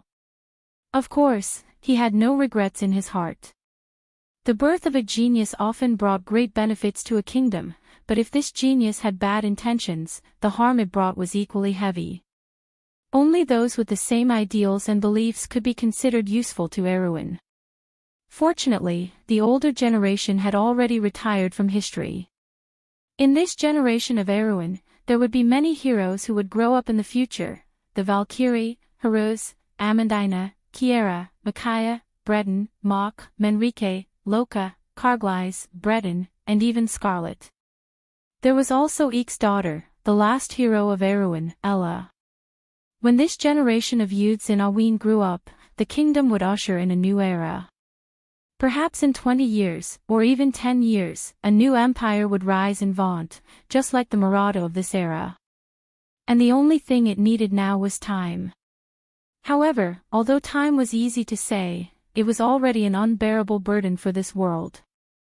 Brando stood alone in the darkness outside the tent, silently gazing at the starry sky above the wilderness. He did not say a word as he recalled many memories of the past. It was Butchie, the mountains of Chablis, Castle Abes, the loop of trade winds, the deadly frost forest, and the cold rain of Silverman. Perhaps even earlier than that, it was a world from before the age of time. He used to remember many people. His comrades, colleagues, friends, subordinates, and even his family and lovers. But at the end of everything, how many people would still remember him? He could not help but reach out to the starry sky. This night was so similar to the summer night in the year of blooming flowers. He wanted to grasp the starry sky in his hand and let everything return to the beginning. But even if history were to repeat itself, would he be able to do it better? Brando asked himself and found that he did not regret it too much. Little Roman. He muttered the name softly and touched his cheeks. They were a little moist. Time, that was perhaps the last thing he wanted everyone to fight for. Someone opened the tent and walked out, standing side by side with him. "What are you thinking, Your Excellency the Flame King?" the voice asked. Brando turned around and found that it was a stranger. Black hair, black eyes, and a pale face. These were the typical characteristics of the dark nobles of Madara. But the other party was very young. Brando hesitated for a moment before he recognized her. "Greta. You know me." Greta was a little surprised. Brando smiled. He could not recognize anyone, but he definitely would not recognize this famous general of Madara. Perhaps in his era, using the title of war god to describe Greta was a bit of a misnomer. After all, even in the first 30 years of the Second Epoch, this young man who was born in the dark noble family of Thelma was only in his 60s. Most of the dark nobles were actually humans. They were the people of Madara.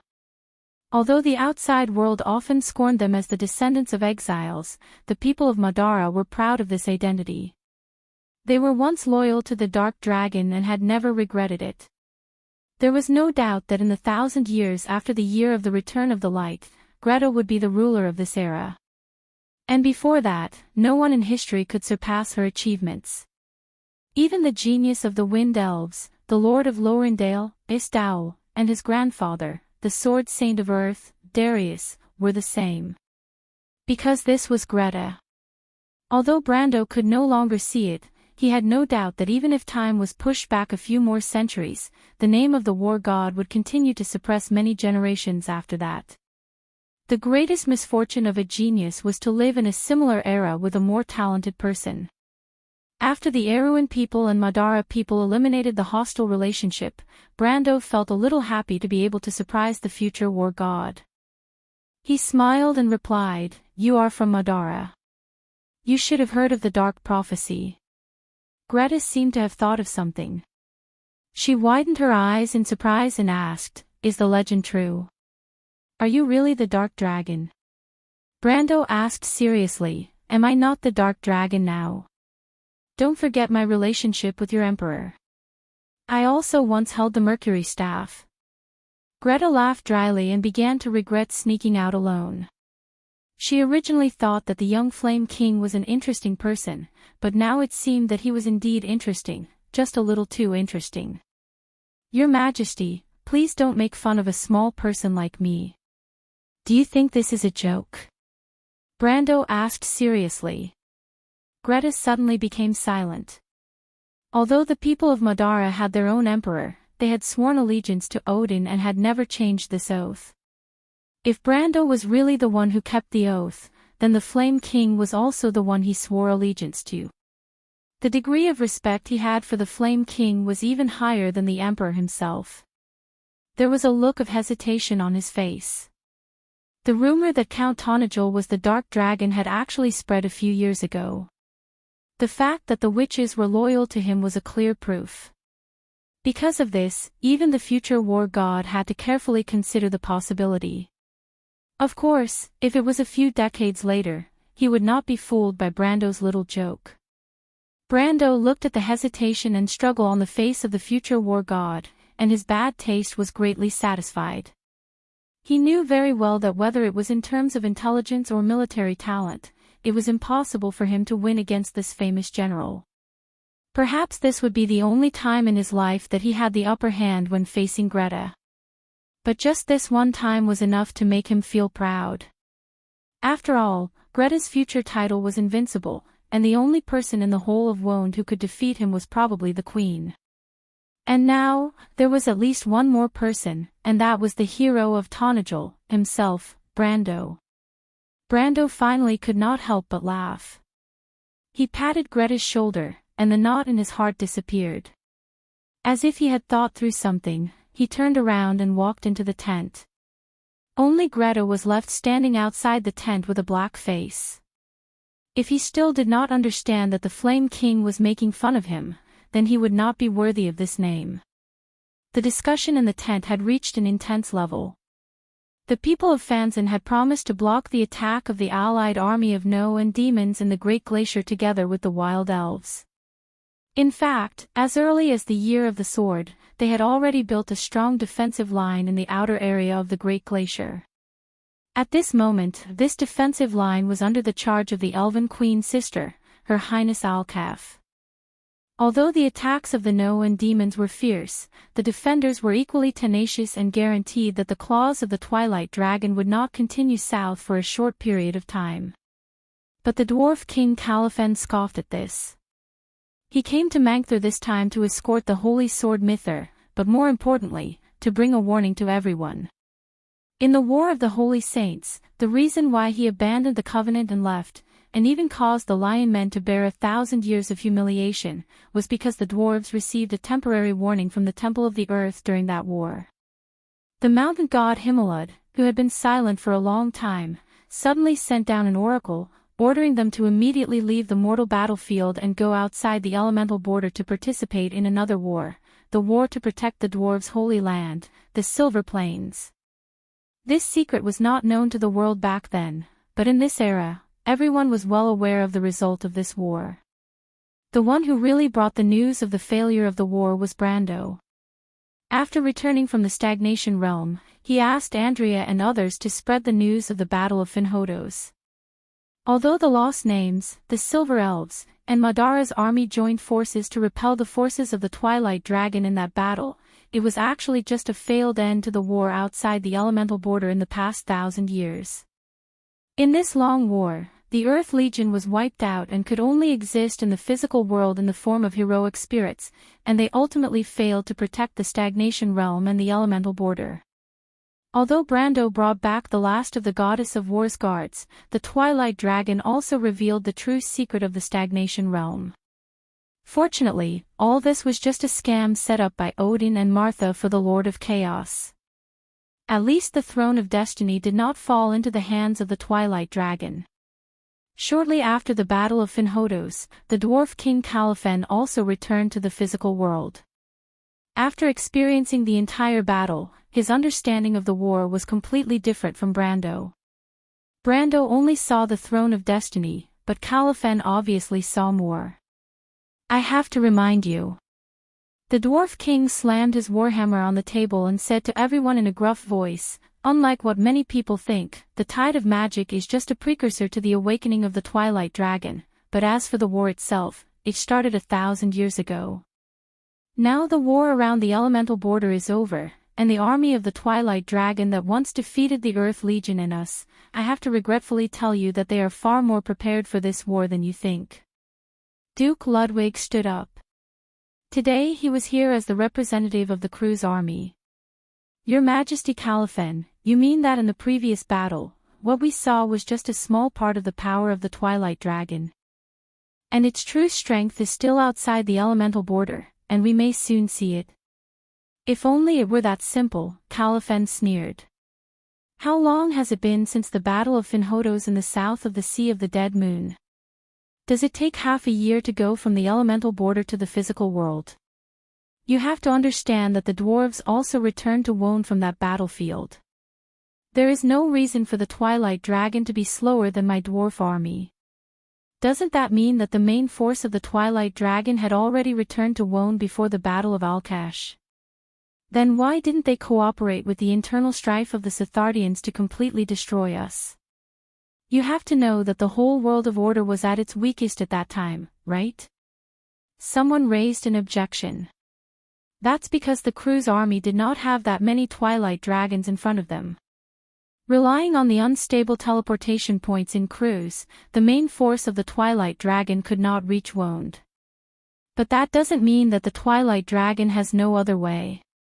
Other than crews, Madara and Fanzin, why don't you tell us, when was the first time you fought with the Twilight Dragon?" the Dwarf King asked. Ogiest and the Grand Commander of the Holy Light Knight Regiment changed their expressions at the same time. In fact, the Crystal Army in Cruz's territory only appeared after the fall of the Black Moon, but even so, they had already defeated the Cruz people and formed an immeasurable force in a short period of time. However, the Crystal Army that appeared in the south of Madara did not just appear in the last 1 or 2 years. "Your Majesty, are you saying that the Crystal Army in the south of the Sea of the Dead Moon may be far more than what Madara saw?" Ogiest stood up and asked nervously. The Dwarf King continued to shake his head. The Twilight Dragon army in the south of the Sea of the Dead Moon was actually prepared for the Battle of Finhodos, although the Twilight Dragon began to prepare for it decades ago. However, the real threat doesn't come from there. I'm more worried about the Twilight Dragon army in the Great Glacier. Grand Commander, why don't you tell us when you started to fight with the Twilight Dragon? The Grand Commander of the Holy Light Knight Regiment was pale and did not say a word. Grand Commander. Duke Ludwig couldn't help but ask. The atmosphere in the tent was a little cold for a while. Obviously, everyone felt that something was wrong from the expression of the Grand Commander of the Holy Light Knight Regiment. If the Twilight Dragon had really built a stable invasion point in the Great Glacier, then what was it planning for the past 6 months after its army returned from the battlefield of Finhodos? The Grand Commander of the Supreme Judgment Knights, who was sitting to the side, was also sweating profusely. He suddenly remembered that it had been a long time since any news of the Great Glacier had been sent back. However, they had never considered the possibility that the Farnesane and the Wild Elves' allied forces might have met with misfortune. After all, that was the combined might of two great empires, and they even had the support of the Druids behind them. Even if they had failed, there should have been some news. But what if the Dwarf King Califen was telling the truth? The Twilight Dragon's intention of hiding its intentions was obviously not without reason. If I remember correctly, Arkith answered the 12 wizards, and the Buka people had the most say in the surveillance of the borders of civilization. The Crystal Army in the Great Glacier should have appeared more than 600 years ago. We were the first to discover the strange phenomenon there. The Nengans and the demons had excavated a huge seal under the Great Glacier. We tried to attack it a few times, but it ended in failure. However, the Buka people are not the ones who have the most say in this issue. He turned to look at Fuchsia as he spoke. The Hepta Dragon Queen was nominally sealed in the Great Glacier, but in reality, she was the guardian of the seal. For hundreds of years, she had been monitoring the movements of the demons and the Nengans in that direction. And Yuki's black-robed wizards were actually her subordinates. But in the face of Arkitha's question, the evil Dragon King shook his head. About 200 years ago, the war outside the elemental border was urgent. I entrusted the affairs of the mortal world to Yuki and then went to the Silver Plains. As for the real situation in the Great Glacier, I'm afraid that only he and his black-robed wizards know what is going on. Fuchsia answered calmly, but you don't have to worry too much. I met with William a year ago. He asked me to intervene in the war on the continent, and he should have already gone to the Great Glacier. But before she could finish her sentence, an old voice shattered everyone's hopes. No, Fuchsia. You and I might be wrong. An old man walked in from outside with a tottering gait. If not for the silver ring of knowledge on his hand, which represented the leader of the wizards in Kanaichi City, no one would have recognized him. This old man with a pale face and a silver robe that was almost stained with blood was the once famous recorder of 10,000 spells, William Peaster. He stood quietly at the door, looking at everyone. The tent was so quiet that it was a little frightening. Yuki is dead. The black-robed wizards no longer exist in this world. And I suspect that Her Highness Alkov might also be dead. The northern defense line is finished. Chapter 1528. The news brought by William had a profound impact on the peace conference. The next morning, before the morning dew had dried, the Grand Master of the Fanzan Knight Regiment bade farewell to the representatives of the participating countries and set off north to return to the Fanzan Empire. If the northern defense line fell, the entire Fanzan region would be defenseless in the coming war. The worst-case scenario would be that they would have to go into exile with the Cruz Empire to St. Osol. Considering that the worst-case scenario was very likely to happen, the envoys of the 10 cities and Eloranta also bade farewell. The people had to prepare for the disaster in advance. After a large number of representatives left, the atmosphere in Mangthar became tense, but the relationships between the people became even closer. The quarrels between different races that could be seen occasionally before had now disappeared without a trace. Perhaps it was because they no longer had the heart to argue, or perhaps it was because the underlying emotions of sharing the same breath and fate made people find more common ground. But all in all, in the face of the inevitable disaster, the people were surprisingly silent and united. The number of boastful people decreased, but the number of people doing things increased. People began to pragmatically discuss the future of Wonde. Some people suggested that the wilderness of the Four Realms had now accepted too many refugees from Cruz, Toquinen and Hazel. It had greatly exceeded its capacity. Many civilians had no clothes or food. Many people had died in the last winter, and even more people could not survive the colder winter this year. Even in the summer, the spread of various diseases claimed many lives. Many nobles were willing to donate their wealth to contribute to the war, but at this time, wealth had lost its meaning. The Wind Elves could not produce enough food and other materials to feed the population of 2 or 3 empires. Although the population of Cruz, Toquinen and Hazel had been greatly reduced, the old and frail often fell on the migration road. Lord Lorindale proposed that the Wind Elves give up a piece of land to the refugees, from the east of White Mountain to the wilderness of the Four Realms. There were not many Wind Elves living in these places. Letting the refugees settle, cultivate and develop production there could also alleviate the Wind Elves' lack of productivity caused by the lack of population. As for the next 1 or 2 years, the Wind Elves' food storage could barely support them, although there was a risk of using up all the emergency supplies in St. Tassol. But the far-sighted Ishtiville also saw clearly that if they could not cope with the present, then there was no future to speak of. 2 years later, the redeveloped wilderness of the Four Realms would be able to support the war. The generosity of the Wind Elves had touched the hearts of every participating country present. The Silver Bay region and even the countries of the Great Plains all stood up and expressed their willingness to accept immigrants from the Farnazane and Eloranda regions. In order to preserve the integrity of the power of the two empires, the countries of the Great Plains even took the initiative to plan a joint division of the territory, creating another Farnazane and Eloranta on the Great Plains. This was an unimaginably grand plan in the history of civilization. More than 40 large and small kingdoms and principalities took the initiative to cede their territory in order to rebuild a powerful empire. No one shirked from this plan, and no one retreated from this plan. Everyone was enthusiastic, and it developed to the point that the Grand Master of the Supreme Judgment Night was moved to tears on the spot. What was the consciousness of civilization? This was the consciousness of civilization.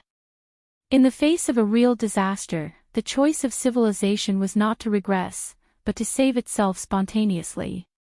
As a society, every individual chose to give up their own interests and submit to the future of the whole. This was because this was the pursuit of beauty and progress. When people were used to everything today, they would not go back and accept the barbaric era of eating raw meat and drinking blood. Today, whether he was a noble or a commoner, a king or a beggar, everyone sat there as equals, discussing about tomorrow, the future, and hope. The huge bureaucratic system that had been accumulated for thousands of years by various countries was operating with unprecedented efficiency at this moment. Only in such an era could you see such noble officials who did not shirk off and procrastinate. Everyone displayed the greatest practical enthusiasm, and all the red tape was cut and simplified. Only 2 days later, Cruz and the nobles of St. Tassol finalized the plan of reclamation of the wilderness of the 4 territories, dividing the area, and settling the refugees. A week later, the first batch of refugees had already begun to rebuild their homes with the help of the officials. Half a month later, a complete battle plan was drawn up, and the generals reached a consensus. If the worst-case scenario occurred, then the Cruz people, the Wind Elves, the Madara people, the Lion Men of Toquinen, the Hazel people, and the Aruan people must launch an autumn offensive against the wilderness of the 4 territories, from the east to Anzaruta and the south to Anslova in the south, from the Evergreen Corridor to Metz in the east, and from Ludwig and the south to Fanzin in the north. They hoped to recover Cruz, the White Plains, and the Hazel Highlands before the real battle. The number of troops used in this war was as high as 1.2 million, which was almost an unimaginable number in this era. It was almost more than the total number of troops used in all the wars in the past century, including the Second Holy War. In order to ensure the coordination of 1.2 million troops under the command conditions of this era, under the suggestion of the leader of the goddess of war, Andrea, Brando requested Ekis to open up the authority of the dragon of war, Tiamat, through the witches. These 36 groups of satellites called Tiamat suspended outside the elemental boundary of Wond, in addition to being a platform for space-based weapons, were in fact the central command system of the Earth Guard. The Bugis and their servants would prepare for the logistics of this army. More than 4 floating fleets would not only provide firepower support on the battlefield, but also participate in the logistics of the route. The Silver Wizards also promised that they would start the production line at full capacity, and produce more than 1,000 transport ships of various types in the coming year. Valhalla, on the other hand, gave up their cloud giant craftsmen, allowing this plan to be realized a full 3 months earlier. Saint-Tassol, Silver Bay, and the large and small countries of the Great Plains took the initiative to give up their various private or state-owned mines, unifying the limited resources and concentrating them in the hands of the Bugis. This was because only the Silver Wizards could produce the best war equipment in this world, and these silver people who mastered the knowledge of the world began to impart their knowledge to the mortals for the first time. At the beginning of autumn in the year of the Swift, the first batch of more than 7,000 human and elven craftsmen entered Connect and several other wizard cities, and began to learn more about the legacy of the craftsmen. A month before the start of the war, bad news came from Fanzin. Although the Light Templar had tried many methods, the Elven Queen of the Great Glacier had yet to send back any news indicating that the Allied army was still alive. In the middle of October, someone discovered traces of the Twilight Army near the Winter Sunset Mountains, which was less than 300 miles away from the 10 cities. The evacuation had begun. Although Fanzin, Atlanta, and the 10 cities had already begun to evacuate their citizens in an orderly manner a month ago, and with the help of the Bugis and the Dragons, more than 1/10 of the population had been transported to Saint-Tassol and the Great Plains in the past month. But when the real evacuation began, people found that there was still too little time left for them. The scene that had happened to the Cruise people was now repeating itself to the Fanzin people and the Wild Elves. Everyone who saw with their own eyes the misery of the lower-class people who had migrated with their families was sad, but this was a fact that could not be changed. Because everyone knew that if they stayed, only death would await them. Only by leaving would there be a glimmer of hope. The Bugis were fully mobilized, and before the war in the south, all the floating fleets, even the Cruise, Saint-Tassol, and Erewhon, had supported their fleets to transport the refugees. But even so, the countries in the north lost nearly a quarter of their population in the migration. This was not just a shocking number. It was the disappearance of many living beings. And this debt would eventually be repaid by someone. When the news reached the south, the people calmly accepted everything. Perhaps it was because in the past 3 months, they had deduced everything countless times in their hearts, and when the worst moment really came, they were already prepared. In Mankator, the generals began to repeatedly deduce the plans for the upcoming war. The Alliance had rehearsed this war more than once in the wilderness of the 4 territories, and everyone, from the commanders to the soldiers, had long been prepared for this war. At the end of October, the 7 fleets returned to the wilderness of the 4 territories, and the dark clouds of war covered the east of Saint-Tassol. It was late autumn. A year ago, the Kurlutzians fled their homeland like stray dogs and came to this strange land. A year ago, the Hazel people and the nobles of Cloak Bay put aside their former enmity and made a covenant that would change the world. It was also a year ago that the rotten system of the Kingdom of Erewhon finished its last step, and the dawn of a new life was on the horizon. More than 300,000 troops from various areas of the wilderness of the 4 territories began to rush to the front lines, arriving at the position of the first arrow of attack on the 3 fronts. Thousands of Bugis craftsmen and wizards watched the long march on the ground from the sky, and everyone understood the significance of this war. The enemy in Cruise was the weakest of the 3 armies of Dusk, and its leader, dragon god Bahamut, had died in the first year of the battle. As long as the Alliance could cut off this arm before the 2 armies of Dusk arrived, they would be able to gain a wider rear before the final battle. At that time, the Alkash region and the Erewhon region would be like 2 impregnable fortresses, one in the north and one in the south, resisting the invasion of Dusk. Coincidentally, the only 2 fortresses of the human race since the Age of the Gods happened to be located in these 2 places. But perhaps this was not a coincidence, but the last gift left by the gods to the mortals of this era. People were more willing to believe in this goodwill from the ancient times, because it not only represented a promise, but more importantly, it represented the endless heritage of Wone's civilization. The people of yesterday, today, and in the future, looked out for each other, passed on the torch and guarded this world of order. But this was just the beginning. It could not affect the passive defensive position of the people in this war. Fortunately, the mortals were not powerless to fight back. After a series of meetings, the representatives left Manctor one by one and returned to their home countries to prepare for war. In Silver Bay, supporting two allied forces in a decisive battle outside was already the limit of what the region could bear. However, after the magical technology of the Hazel people's assistance had fully blossomed, the further development of productivity might lead to deep changes in society. However, the states of Silver Bay had already united to prepare for such a change. A gradually unified country may be established in the next 2 or 3 years. This country would implement a republican system, led by the White Wolf Blade Master, Brank. At that time, a powerful kingdom not inferior to the 4 great empires would appear in the Silver Bay area, increasing the strength of the human race.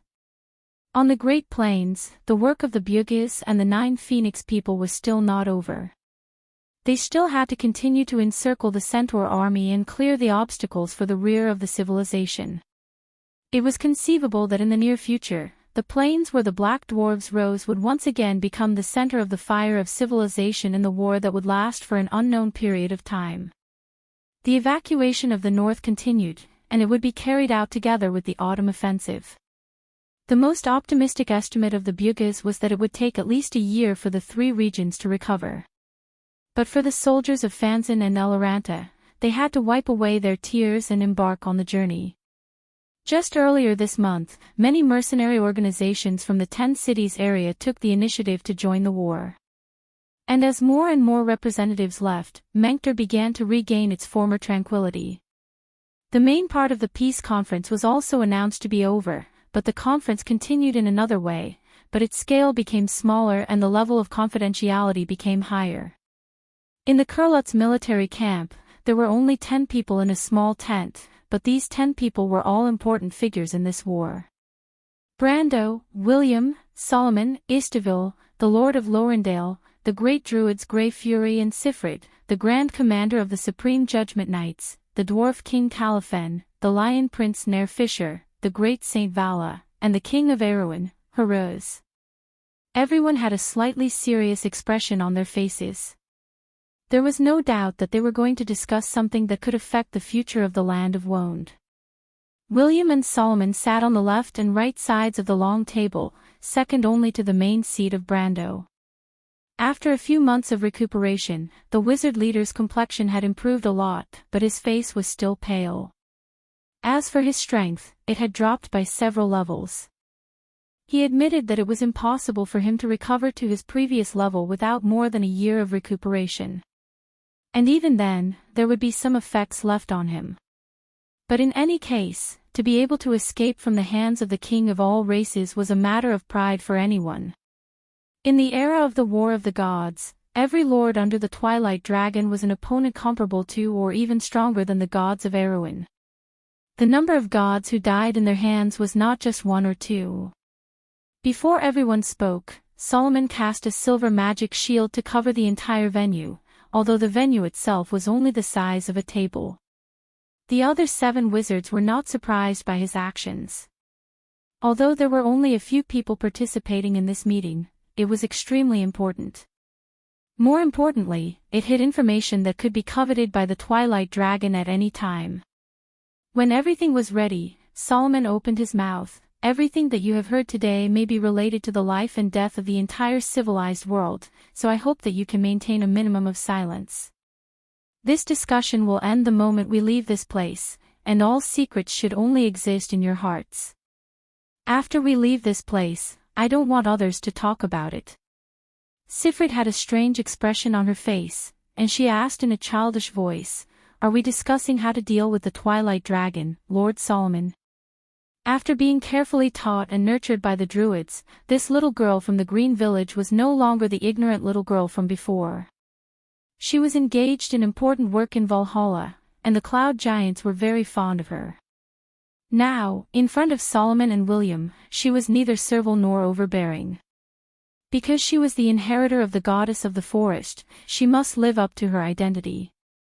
Yes, Your Highness Sifrit. But it will not only determine whether we can defeat the Twilight Dragon, but it will also affect the Flame King's safety. Salomon's eyes were fixed on Sifrit's face as he spoke. Yes, Your Highness. But it will not only determine whether we can defeat the Twilight Dragon, it will also affect the Flame King's safety. Brando could not help but look at Solomon. He did not expect the usually serious Wizard King to have a meticulous side. He obviously knew about the relationship between him and Sifrit, otherwise he would not have said such words. And the effect of this sentence was obviously excellent. Not only did Sifrit become serious, but even Haru's face tensed up. The others more or less became serious, not because of Brando, but because of the former.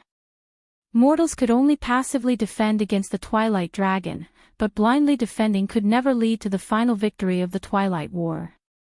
Everyone knew who their real enemy was, and once the Twilight Dragon awakened, this world would no longer have the power to resist.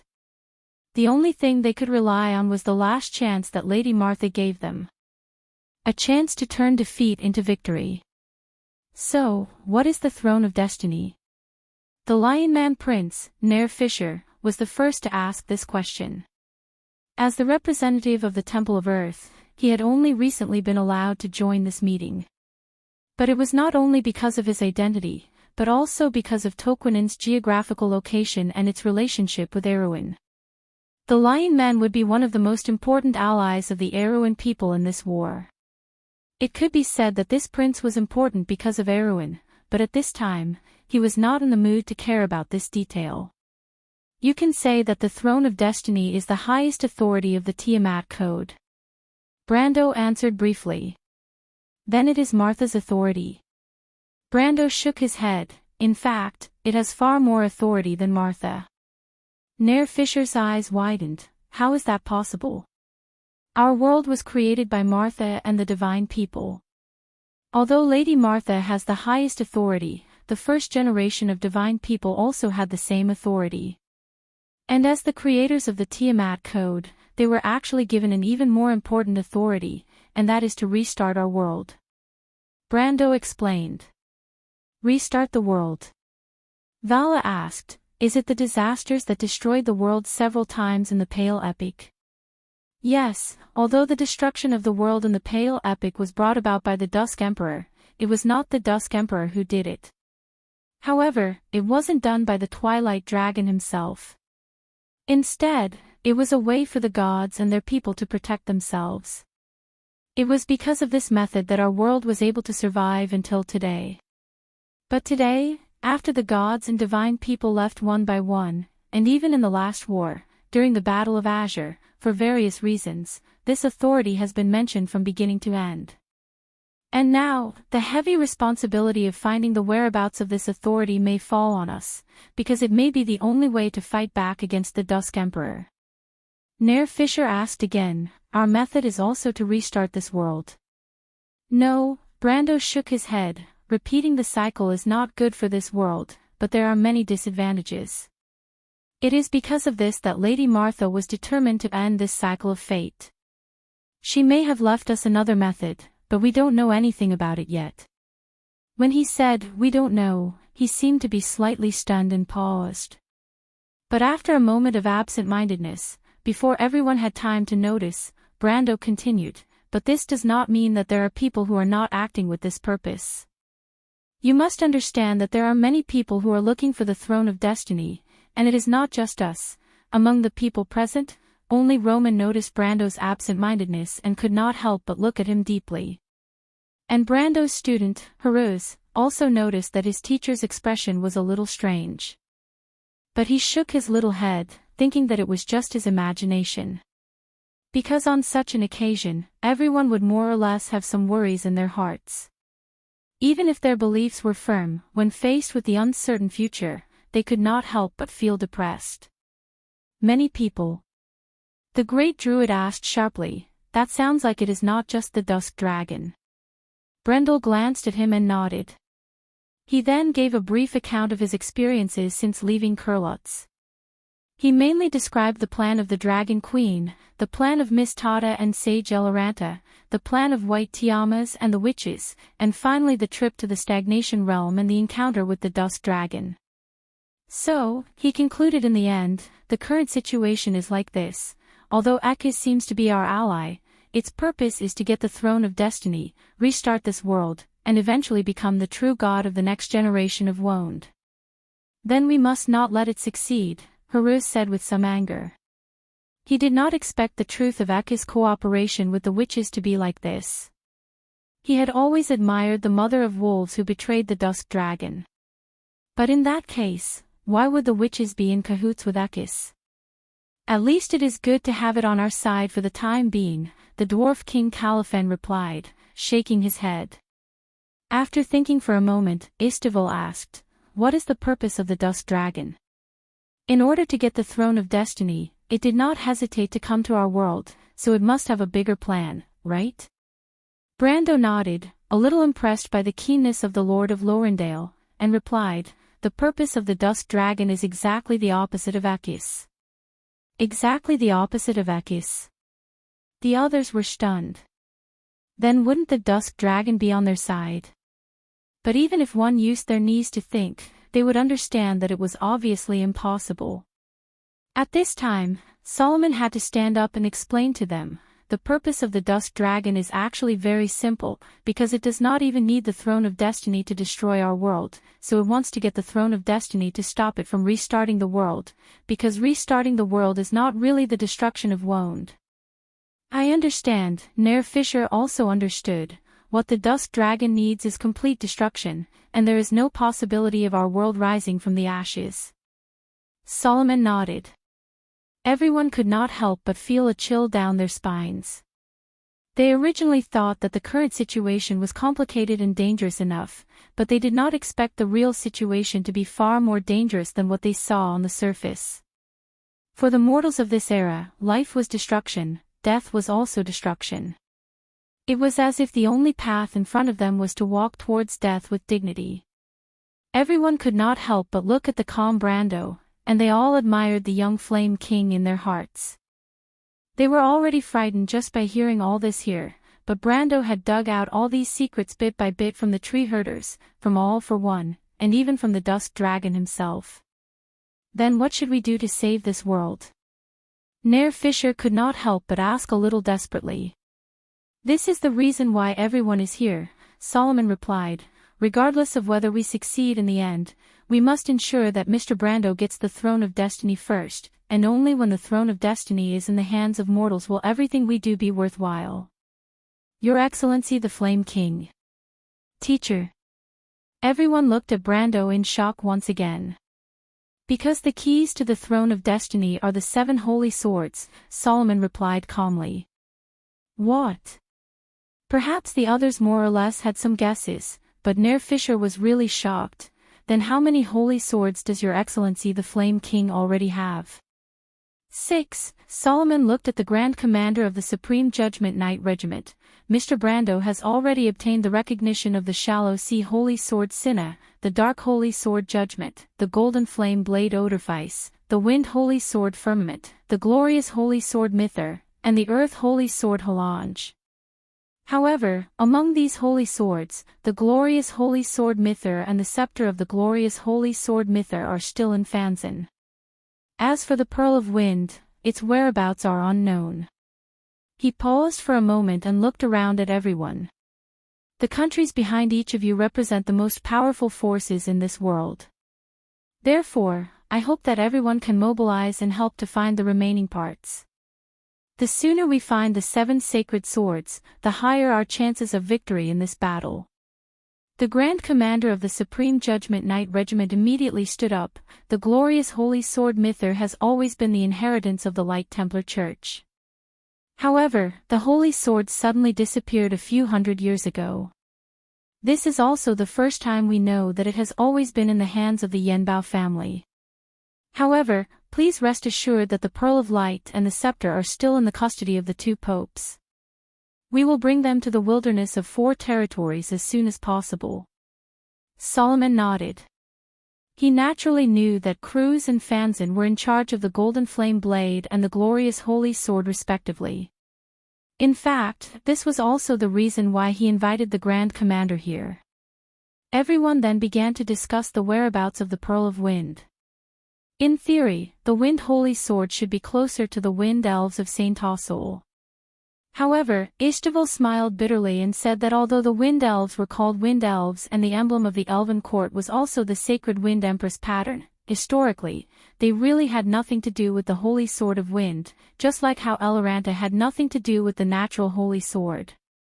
For example, he said that the Holy Lance of Heaven was unearthed in Erewhon. In fact, the Golden Flame Blade and Mither were also hidden in Erewhon. This statement inspired everyone, and they all thought that the Pearl of Wind, which had not yet appeared, might also be in some corner of Erewhon. However, Haruz, who had been silent all this time, suddenly raised an objection. The Pearl of Wind is not in Erewhon, teacher, everyone. The little king stood up. It is in Jorgendy Ridge. Jorgendy Ridge? How is that possible? How can the Pearl of Wind be underground? Naird Fisher could not help but shake his head. It's true, Haruz replied firmly. He said to Ishtaval, the Pearl of Wind is actually related to the Wind Elves, in the era when you were still called the Mist Elves. The inheritance of the Sun, Moon, and Sun was divided, and the true inheritors of the Wind Empress line, the descendants of the Moon, were betrayed by the Sun Elves in the war. The whole race was attacked from behind and had to go underground. In fact, they took away the inheritance of the Moon, including the true sacred artifact of the Wind Empress. Ishtaval was a little silent. The division of the Sun, Moon, and Star was the biggest scar in the history of the Wind Elves, because it not only caused them to lose the glorious name of the Mist Elves, but also the true inheritance of the Wind Empress. Although the people of Saint Tassol still claimed to be the descendants of the Wind Empress, in fact, they were not so orthodox. Because of this, when the Wind Empress appeared again, they stood firmly on the side of the two foreign crown princes. Because this was the only chance for them to regain their honor. Haruz continued. That is the Pearl of the Wind Empress. The descendants of the Moon's inheritance joined the Dark Elves in Jorgendy Ridge, and the followers of the Dark Dragon also accepted them. They have always lived in Ash's Tip to protect the Pearl of the Wind Empress. They are the guardians in the darkness. The truth of the demon's actions was not just to resurrect the Kentu, but the Twilight Dragon personally gave them an order to seize the Pearl of the Wind Empress. How do you know this, Haruz? Brando could not help but ask with some surprise. Although it was said that a scholar who had been away for 3 days should be looked at with new eyes, the sudden change in his student was too big. Haruz slowly took out a dark pearl from under his robe and held it up with both hands. She held it up with both hands and said to Brendel seriously, because the orb of wind has always been in my hands, teacher. Miss Lismika's friend, Miss Kaya, is from the Oath Keepers. P.S. Just like that, there was an extra 500 EXP, okay? Speaking of which, it was a really bad day today. I went out to the bank and forgot to bring my card. When I came back to take my card, I forgot to bring my key. When I took my key, I left my card in the ATM and it was swallowed. Finally, I took my ID card and found that it had expired.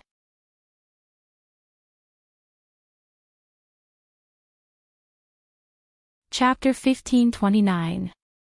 After a brief commotion, peace was restored in the tent. The appearance of the Wind Pearl gave everyone hope. It was as if there was a hand in the dark pushing everything forward. However, people were more willing to believe that it was Mother Marcia's protection for her people. Perhaps victory in the war wasn't impossible.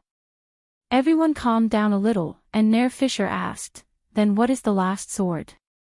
"The sword of nature." "Can we find this sword in a short time, I mean before the Twilight Dragon and Alpha Wolfakis?" "About the sacred sword of nature," Brando replied, "as I described before, the scepter of nature and the soul of the sacred sword have been obtained outside the elemental border and in the stagnation realm respectively, and the sacred sword itself should be in Lubeck at this moment." Great Seigneur Vala asked. Lubic, is it that desert kingdom? That's right. The tomb keepers have been guarding the sword for generations. I only found out about this by chance. But these two friends promised us that they would bring the sword back. I believe them. Brando thought of Adney and Quill. They should already be on their way to Erewhon. There was a commotion, and the dwarf King Califen asked, Then what do you mean, are the 7 swords gathered? Even Solomon was a little surprised. Everyone had made up their minds to find the 7 sacred swords, but they did not expect the surprise to come so quickly. When they saw Brando nod his head in agreement, the few people in the tent looked at the Flame King with a hint of something in their eyes. He was the owner of the 7 sacred swords, and the meaning behind it was self-evident. Everyone, including the dwarf King Califen and the wizard King Solomon, stood up and bowed in this direction, not only for the wound, but also for the authority given by Martha. Brando did not say a word. The plan had been set, and the meeting came to an end. It was close to dawn when they left. In the dark camp, there were only a few wind lanterns swaying in the darkness. The last star in the eastern sky was sinking below the horizon, and the sky was faintly blue. The night wind blew through the wilderness of Manctor, whistling with the chill of autumn. Amandina and Delphian were the only two waiting in the cold wind. They saw Brando from afar, and Amandina stepped forward to greet him, while the Prime Minister's daughter followed behind with a smile. Didn't I tell you to rest first? Brendel looked at Amandina with a little heartache. When he thought of how she might have stood in the cold all night and shivered, he took off his coat and covered her with it. On the side, Delphine smiled and signaled to him with her eyes, "What about me?" But she was glared at by Brando. Amandina grabbed the Lord's coat tightly with her hands, perhaps because of the rising temperature. Her face was a little red, her long eyelashes fluttered, and there was some gentleness in her eyes under the light. I went back, but I couldn't sleep anyway. I received a report in the middle of the night, so I came back. What about her? Brando gestured to the smiling Prime Minister's daughter who was wearing a thick mink coat. Miss Delphian, she just arrived. Amandina replied truthfully. Delphian smiled and tilted her head, not taking it to heart. Brando had expected this, but this woman liked to pretend to be pitiful. If Amandina was not here, she would definitely pretend that she had stood here all night. But when he saw the latter's face was a little pale from the wind, his heart softened a little. No matter what, at least she came, right? He took out another coat from the floating sphere and covered Delphian with it. The Prime Minister's daughter looked at him with eyes full of affection, making Brando's heart skip a beat. The three of them walked in the darkness, only the sound of their footsteps could be heard. For a while, no one took the initiative to speak, as if they were enjoying this indescribable silence. People often say that when you are silent, you can feel the hearts of others. Brando seemed to have such a feeling in his heart at this moment. He could hear the rhythmic beating of Amandina and Delphian's slender and delicate hearts. One was slightly faster, the other was calm and long, as if the two girls with different personalities were silently telling him something. He did not know if Amandina and Delphian felt the same as him, but Amandina and the Prime Minister's daughter did not say a word, as if they were also savoring this moment of peace. It was not until a series of footsteps came from behind, the heavy footsteps with the gentleness of a cat, that Brando knew who had caught up to them. Mr. Brando! Naird Fisher shouted from behind. When he saw the two people beside Brendel, he suddenly understood something and stopped a little embarrassedly. My apologies, Your Excellency Flame King, I'm sorry to disturb you. Brando turned around to look at the Lion Prince. Amandina and Delphian also stopped with him. Nair Fisher was very tall, even taller than Brando by a head, but when Brando looked at him, he was always calm, and the Lion Prince even felt that he was a head lower than him. In private, Brando smiled. You can call me Brando, I actually prefer that name. Nair Fisher nodded, and a beautiful girl walked out from behind. She looked curiously at Delphian, and then quietly held the Lion Prince's hand. Is there something you need from me, Prince Nair? Brando also looked curiously at the girl. She seemed to be from Cruise, but why was she with the Lion Prince? The two of them looked like they were a couple, and the visual impact was a bit of a Beauty and the Beast. However, no matter how you looked at Prince Nair, he was more in line with human beauty, especially his burly figure. Even his lion face was full of resolute handsomeness. His eyes were as bright as emeralds, and they were filled with the color of bravery and courage. Coupled with his status and strength, it was not strange that he attracted the hearts of human girls. But in front of Brando, this brave and courageous lion prince was a bit hesitant, as if he was a young man. He used to look down on the Flame King, who was from Erewhon. Compared to the Cruise people, the Erewhon people were weaker. What kind of hero could there be in this old kingdom? But Halran Gaia changed everything. It was not just the strength, but also the breadth of his mind. As for the Flame King's strength, he was strong enough to kill a demon king. There was no need to say anything else. Strong but not arrogant, this was a quality that was close to the ancestors. He inherited the holy sword Odorfice, and not only did he inherit the legacy of the Flame King, Gretel, but he also had the same wisdom and foresight. Such a hero was truly admirable. At this moment, Nair Fisher was already full of admiration for Brando. He seemed to be distracted for a moment. The brave and fearless Lion Man warrior in the past was actually stuttering. It was only when the girl beside him held his hand that the Lion Man prince came back to his senses. The gaze in his remaining eye became firm. "Your Excellency Flame King," Nair Fisher said loudly, "I am here to apologize for my rudeness at that time. You are a true hero, and I am ashamed of my slip of the tongue." Brando was slightly stunned. He did not expect the Lion Prince to bring up the past so seriously. "Actually, I didn't care about what happened at that time." "I know you didn't care, but if I don't say these words, I think I will regret it for the rest of my life," the Lion Prince said firmly. "I just want to face my own heart, Your Excellency Flame King. True bravery should not be afraid of one's own heart. Because I hope that one day, I can also become a hero like you." Brando was a little interested. He had seen many people who thought they were high and mighty, but none of them were truly strong in their hearts, including the Silver Queen. Some of them saw stubbornness as determination, and recklessness and abuse of power as courage. However, these people did not even dare to face their own hearts. A person who could not take responsibility would never be able to become a king. But what was a hero? He asked, "What do you think is a hero, Prince Nair?" A hero is naturally a person who can turn the tide in a desperate situation and save everything, just like you, Your Excellency Flame King. He must shine in history and be remembered by future generations, like the stars in the night sky, shining for eternity, the Lion Prince answered without hesitation. However, Brando shook his head and said, "I don't think so." Nair Fisher looked at him with his mouth wide open. "It's okay, that's just my personal opinion." Brando laughed.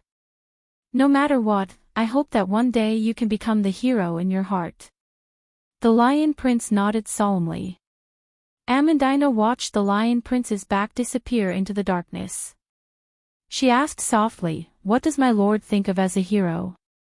Hearing this question, Delphine also looked in this direction curiously. Her beautiful face flickered under the light of the wind lantern by the roadside, and her purple eyes flashed with a rare light of doubt. "There is no hero, Amandina." Brando answered. "There is no hero." Amandina was surprised. But to her second question, Brando chose to remain silent.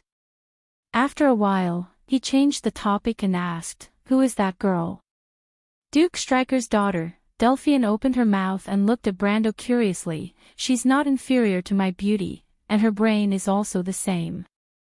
"Why are you suddenly asking about this?" "I'm just curious," Brando answered. "I think she seems to know you." The Prime Minister's daughter covered her mouth and giggled. "She sees me as a thorn in her side, so of course she knows me."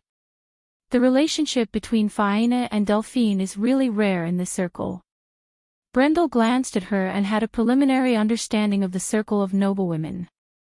It's rare to see such a relationship between Faina and Delphine. Perhaps only the little princess of Mihodafen, who appeared unruly on the surface but was actually aloof from worldly affairs, could accept a close friend like the Prime Minister's daughter who was full of schemes. Speaking of which, Delphine made use of the pitiful Vahina again, and the latter did not seem to be aware of it until now. Pushing him to the position of the Flame King was only a suggestion from Delphine, but in the eyes of the nobles of Cruz, Vahina was the mastermind from the beginning to the end. At the same time, she was also the one who carried out the plan. Perhaps only a few people knew that the Prime Minister's daughter was adding fuel to the fire behind the scenes. But it was a pity that those who knew about it either did not say it, or were Delphine's relatives, such as the old Prime Minister. The Prime Minister's daughter easily hid herself behind the scenes and single-handedly planned this drama that changed the history of Cruz, and even the history of Wonde. Don't let Vahina get involved in politics anymore, Brando could not help but say. You know she's not suitable for this. There's a reason for this incident, but it has already caused dissatisfaction among the nobles. What's wrong, are you heartbroken? Delphine smiled. Brando glared at her again. He fell silent and no longer paid any attention to the Prime Minister's daughter to prevent her from taking a mile after taking an inch. He knew that even though his own Amandina did not say it out loud, but in her heart, she held a grudge against the Prime Minister's daughter. Fortunately, Delphine herself seemed to be aware of this and would not easily cross the line. She was like a somewhat special outsider, always drifting away from the system of Valhalla, but not too far away. In fact, she was getting closer and closer, and even Princess Griffin and Freya would occasionally begin to accept her existence, and even discuss some internal affairs of the kingdom with her. Fortunately, Brando was now the Emperor of the Empire, and Delphine was by his side. Even the Prime Minister, old Nydivan, and great Archbishop Vala had tacitly approved of her status, so she was not an illegitimate person. After a while, Brando asked again, about that report. What report is it? Amandina, who was tightly wrapped in his coat, raised her head and slowly blinked her eyes. Then she quickly reacted and lowered her head. It's a report from the witches. Brando immediately understood. About that plan, has it also begun to be implemented? Yes, Amandina nodded. Because of the full support of the Bugas, although there were some objections, the reaction was not too big. It was much better than what we had expected in advance.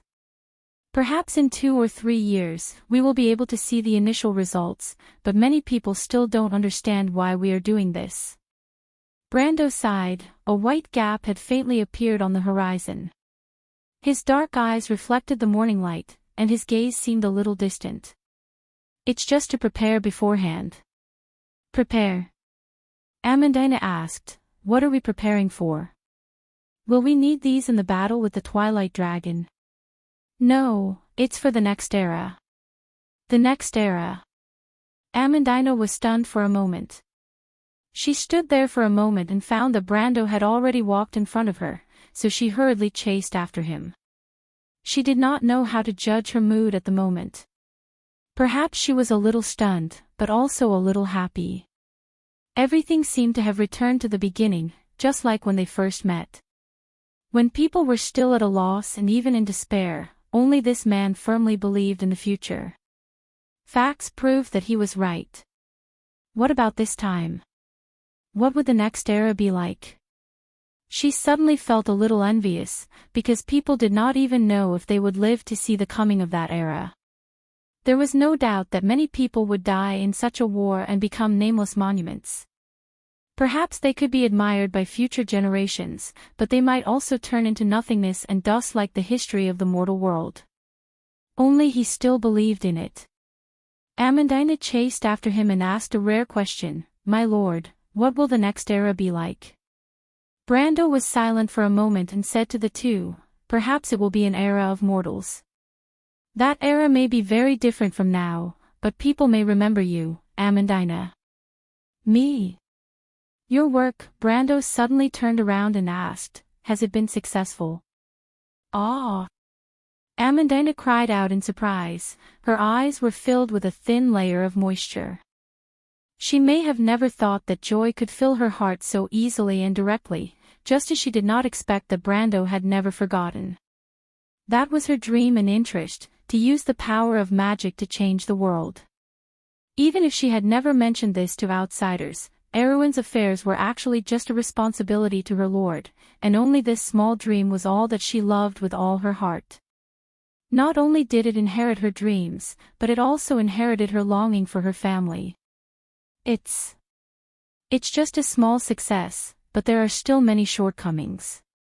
In dozens of experiments, this is the only chance. Amandina replied like a helpless little girl for the first time. Delphian, who was behind the two of them, looked at this scene with some interest. Brando shook his head, no success is accidental. Although it is still very simple, it has opened a new page in history. Amandina's face turned red.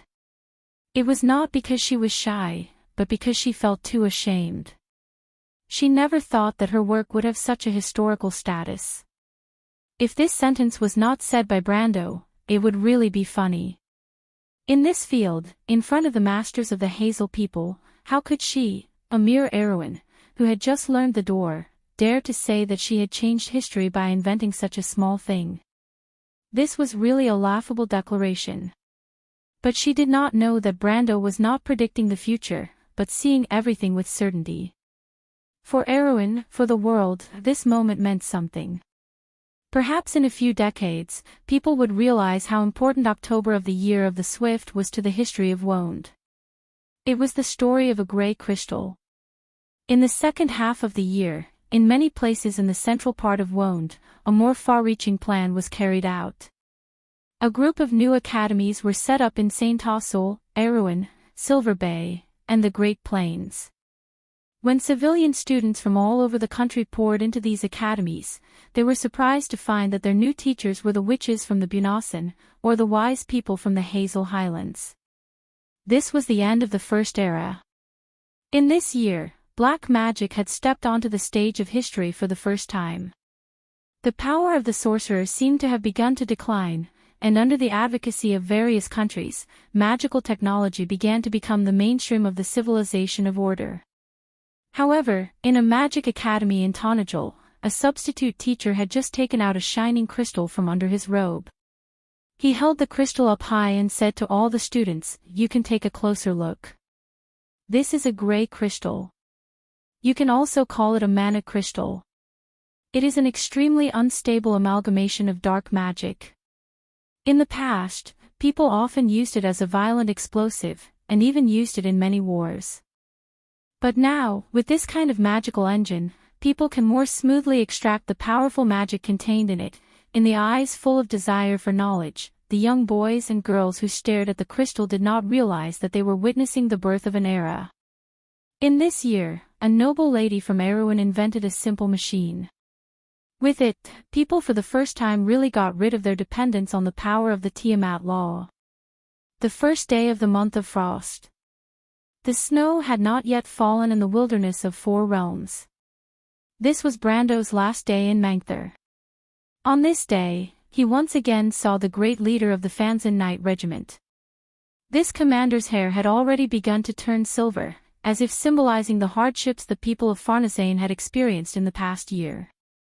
He had traveled thousands of kilometers, and had only just returned to Mangther from the Great Plains. "You've worked hard." Facing this great leader, Brando had to ask, "How is Fanzan now?" "Everything is fine.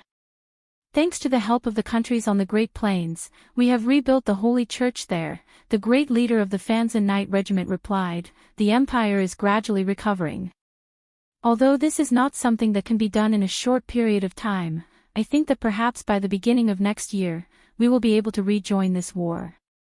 "That's just in time for the end of this war," Brando nodded. "With the addition of Fanzan and Elaranta, the chances of winning this war have increased by a lot." He paused. Then he looked at the other party. Brando knew that this great leader would definitely not come here just to chat with him, even if his current identity was extraordinary and could be said to be the commander of the Sacred Alliance in name. But that was only in name. Not to mention that long before the start of the peace conference, Fanzan had been showing goodwill to him. Not only this great leader, but the Supreme Knight Regiment and the Holy Knight Regiment had also come to him more than once. However, he still hadn't figured out what the Farnesane wanted from him. The great commander of the Farnesane Knights glanced at Solomon beside him. That sorcerer king, who was taller than ordinary people and had a solemn expression, nodded. "Your Excellency Flame King, someone wants to see you." Terst, when Brendel saw the emaciated man in the dim tent, he was lying on a military bed. His eyes were cloudy, and there seemed to be a last glimmer of light in them. His cheeks were thin and pale, as if he was about to take his last breath, but there was a strong will supporting him, and he was able to hold on until now. It was such a person that looked neither human nor ghost, but Brando recognized him at first glance. Perhaps it was because the life and death battle in Braggs's underground auction had left a deep impression on him. The scene of the noble swordsman with a thin sword in his hand approaching him step by step was still fresh in his mind. And it was at the edge of life and death that he chose the path of a planeswalker. Or it could be said that from that moment onwards, he had chosen the path that led him to this moment. Looking back, it was as if yesterday had happened again. The two of them met again, and it was also because of Braggs, in the backyard of the isolated house in the dark alleyway. At that time, the two of them had hurriedly parted ways, and they did not expect to meet again in a place like this. Just like how Brando recognized Terst also recognized the young man from Butchie. His eyes lit up like two will-o'-the-wisps, and he struggled to sit up on the bed. But it was only with the help of a knight that he was able to do so. Terst panted heavily as he looked at Brando. Brando frowned, not used to Terst's gaze. "How did you become like this? Where's the beacon?" Terst asked with a hoarse voice. "Beacon?" Those stone fragments. Terst seemed to use up all his strength to speak, but he still managed to express his meaning clearly. "You know, Amandina's father." Brando's heart skipped a beat. Terst had already taken out a stone fragment from his robes and placed it on the bedside table. He raised his head and stared at Brando. The stone fragment was grayish-brown and slightly flat. How could Brando not recognize it? "This is the last fragment," Terst said weakly. "The tree herders brought it to Fanzan, and now it's back." Chapter 1530. The narrow room was filled with a solemn atmosphere. There was only a round table in the darkness, and a crystal emitted a dim fluorescence, reflecting a few pale faces. A silver magic circle was flashing on the ceiling, which was constantly changing its shape. A mercury-like substance seeped out of the magic circle and wriggled to fill every corner of the room. This place was dozens of meters underground, and the air was so turbid that it almost stopped flowing. Brando looked up and glanced at the people present. The dwarf King Califen, the Grand Commander of the Fanzan Knight Regiment, Solomon, Amandina, Istavil, Yerude, Prince Nair, the Archdruid, and the Archseer Vala. After confirming that everyone was ready, he carefully took out 5 pieces of grayish-brown stone and placed them on the table in front of everyone. At this moment, the mercury on the ceiling squirmed, as if cutting off some kind of information in the space. But it could also be that the Twilight Dragon no longer cared about this small beacon. In any case, the terrifying pressure that Brando personally felt in Fathom Port did not appear again underground. Everyone subconsciously raised their heads and looked at the ceiling.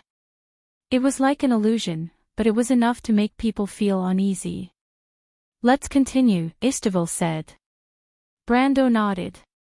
Although it was dark, he could still see clearly. His hands carefully put the 5 pieces of stone together on the table. When these ordinary stone pieces were placed together for the first time, a miraculous scene occurred. A cluster of fluorescence rapidly spread in the darkness. The combined stone pieces floated up and formed a sand table.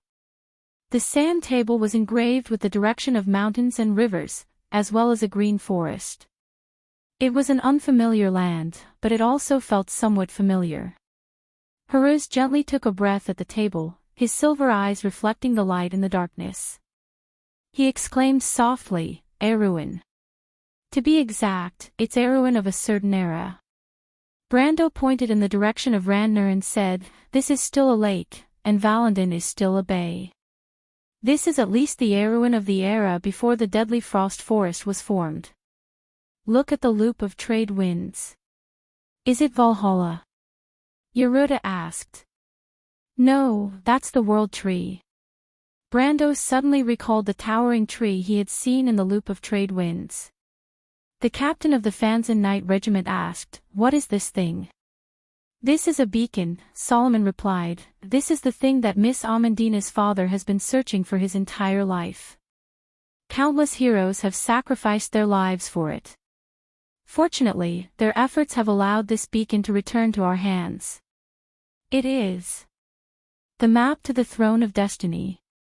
There were whispers and discussions. The dwarf king Caliphant picked up his warhammer several times and put it down again. He seemed to be very excited. After all, that was the only hope of the mortal world. In the darkness, Amandina stood silently by the side, her eyes reflecting the fluorescent light. Her hands were a little pale as she gripped the corner of her clothes tightly. Brando glanced at her and asked, "Are you okay?" Amandina shook her head. "Don't force yourself, Amandina." "I'm fine, my lord. Thank you for your concern." The others recognized the descendant of the hero. They all stood up and bowed to her. Amandina did not say a word, but her eyes flashed with a deep light. This was what her father had done. He abandoned his wife and daughter, and even lost his own life. But at this moment, she felt a faint sense of pride for the man in front of her.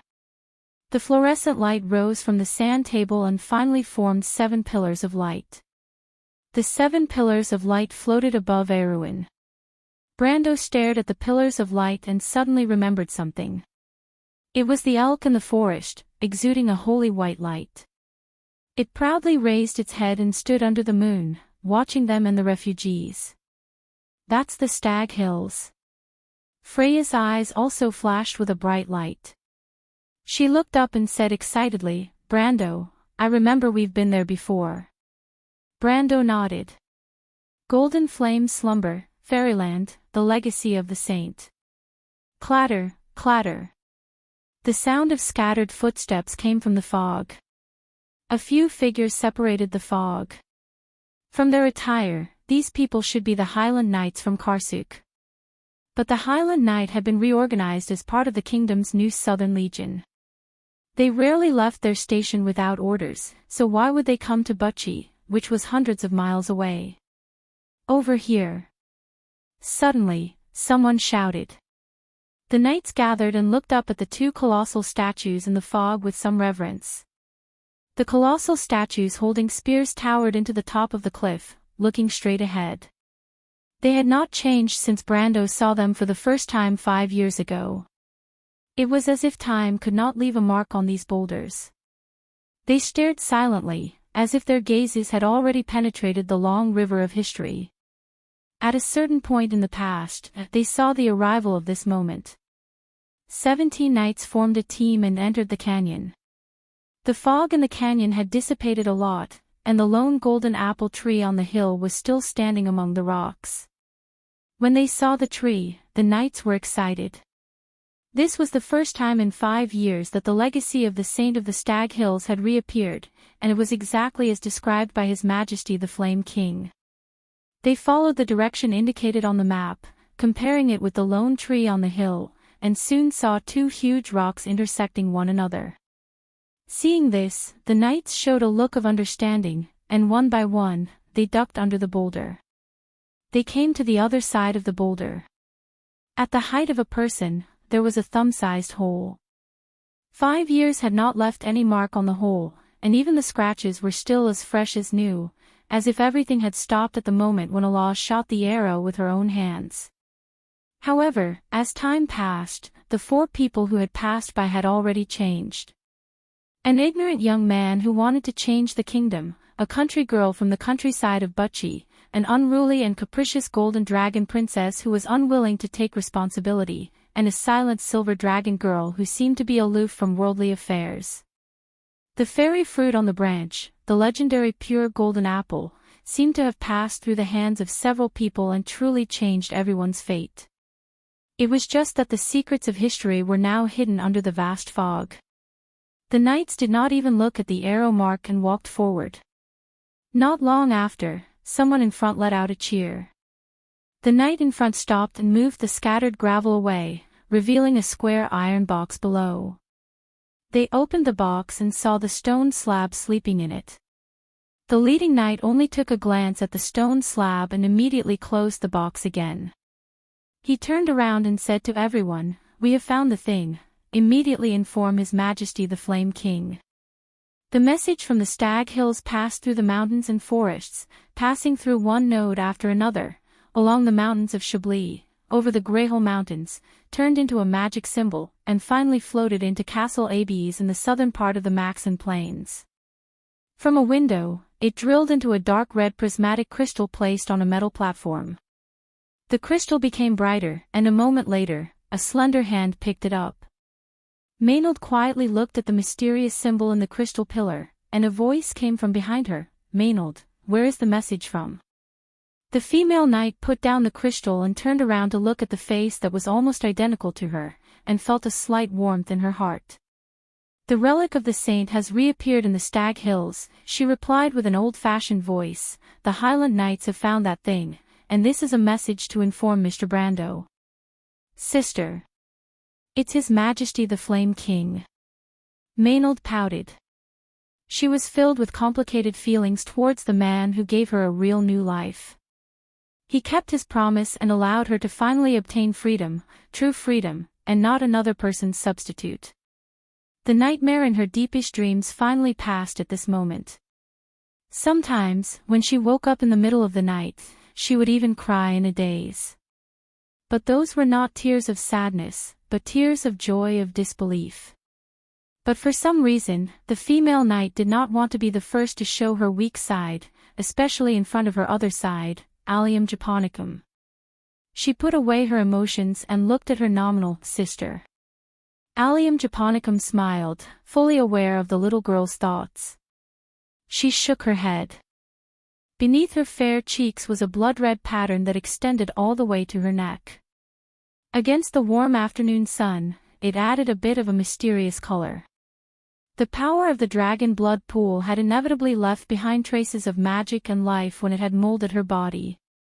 These tattoos covering her body not only strengthened her power, but also made her a more powerful magician than she had been in the past. She was a flux magician with a genuine dragon bloodline, and not long ago, Alaz had formally invited her to join the dragon clan.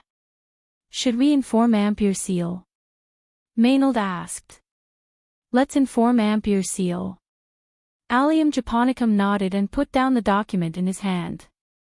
The excavation there should be nearing its end. A bottomless pit stretched across the southern gate of Ampere Seal. Countless scaffolding surrounded the excavation site, and the silhouettes of the temples were clearly visible under the rock strata. Teams of workers were sending the excavated soil to the surface through the sloping walkways. After half a year, it had already piled up into a mountain. Lismika stood behind Heroes, looking at the place with a complicated expression. For her, the port had a special meaning because it was the place where she had been reborn. She silently glanced at the young king, Erwin, with a gentle look in her eyes. Beside her, Kaya silently held her best friend's hand. Suddenly, a cheer came from the bottom of the pit. A holy sword emitting a dazzling green brilliance slowly rose from the bottom of the pit. Brando stood in the mud and looked up at the holy sword in the sky. When the holy sword rose to the top, the sword base on which it was placed suddenly split left and right, revealing a simple stone slab in the middle. Scarlet silently held the stone slab with both hands and came to his side. "Thank you, Scarlet." The mountain girl smiled slightly. Brando took the stone slab and gently stroked the strange words on the stone slab with his hand, but his heart was slightly absent-minded. This was the third slab. Since the secrets contained in the 5 stone tablets were figured out, people had unearthed 3 stone slabs in Yenbao, the Loop of Trade Winds, and Ampere Seal in the past 2 years. He was no stranger to these stone slabs. A long time ago, people discovered that there was such a type of stone slab among the relics of the saint in Erewhon. When people brought these stone slabs out of the relics of the saint, they would automatically disappear from the backpack of their owners. No matter what method people used, whether it was placed in a storage ring, a dimensional hole, or a floating celestial sphere, it would eventually leave and return to its original place. For this reason, people called these stone slabs an idealized part of the relics of the saint, thinking that they were like the manifestation of a law. It was because of this stone slab that the relics of the saint appeared. But this explanation did not explain why such stone slabs only appeared in Erewhon. But now, Brando finally solved this puzzle. They were not an idealized part of the relics of the saint, but the cornerstone of the entire world, an idealized part of the world. Their position was not only fixed in the physical world, but also fixed in the law of the entire Tiamat. Therefore, no matter what method was used in this world, it was absolutely impossible to bring these stone slabs out. Because all the power of mortals came from the law of Tiamat, you could not use the law to fight against the law itself. Except for the 7 holy swords. The 7 holy swords were the key to the cornerstone of the world. And when Brando put these stone slabs together, he finally understood what they were. The stone slabs could communicate with different space and time. The complicated lines of law shuttled and twisted in the space contained within, forming a network of law that was not inferior to the wand itself.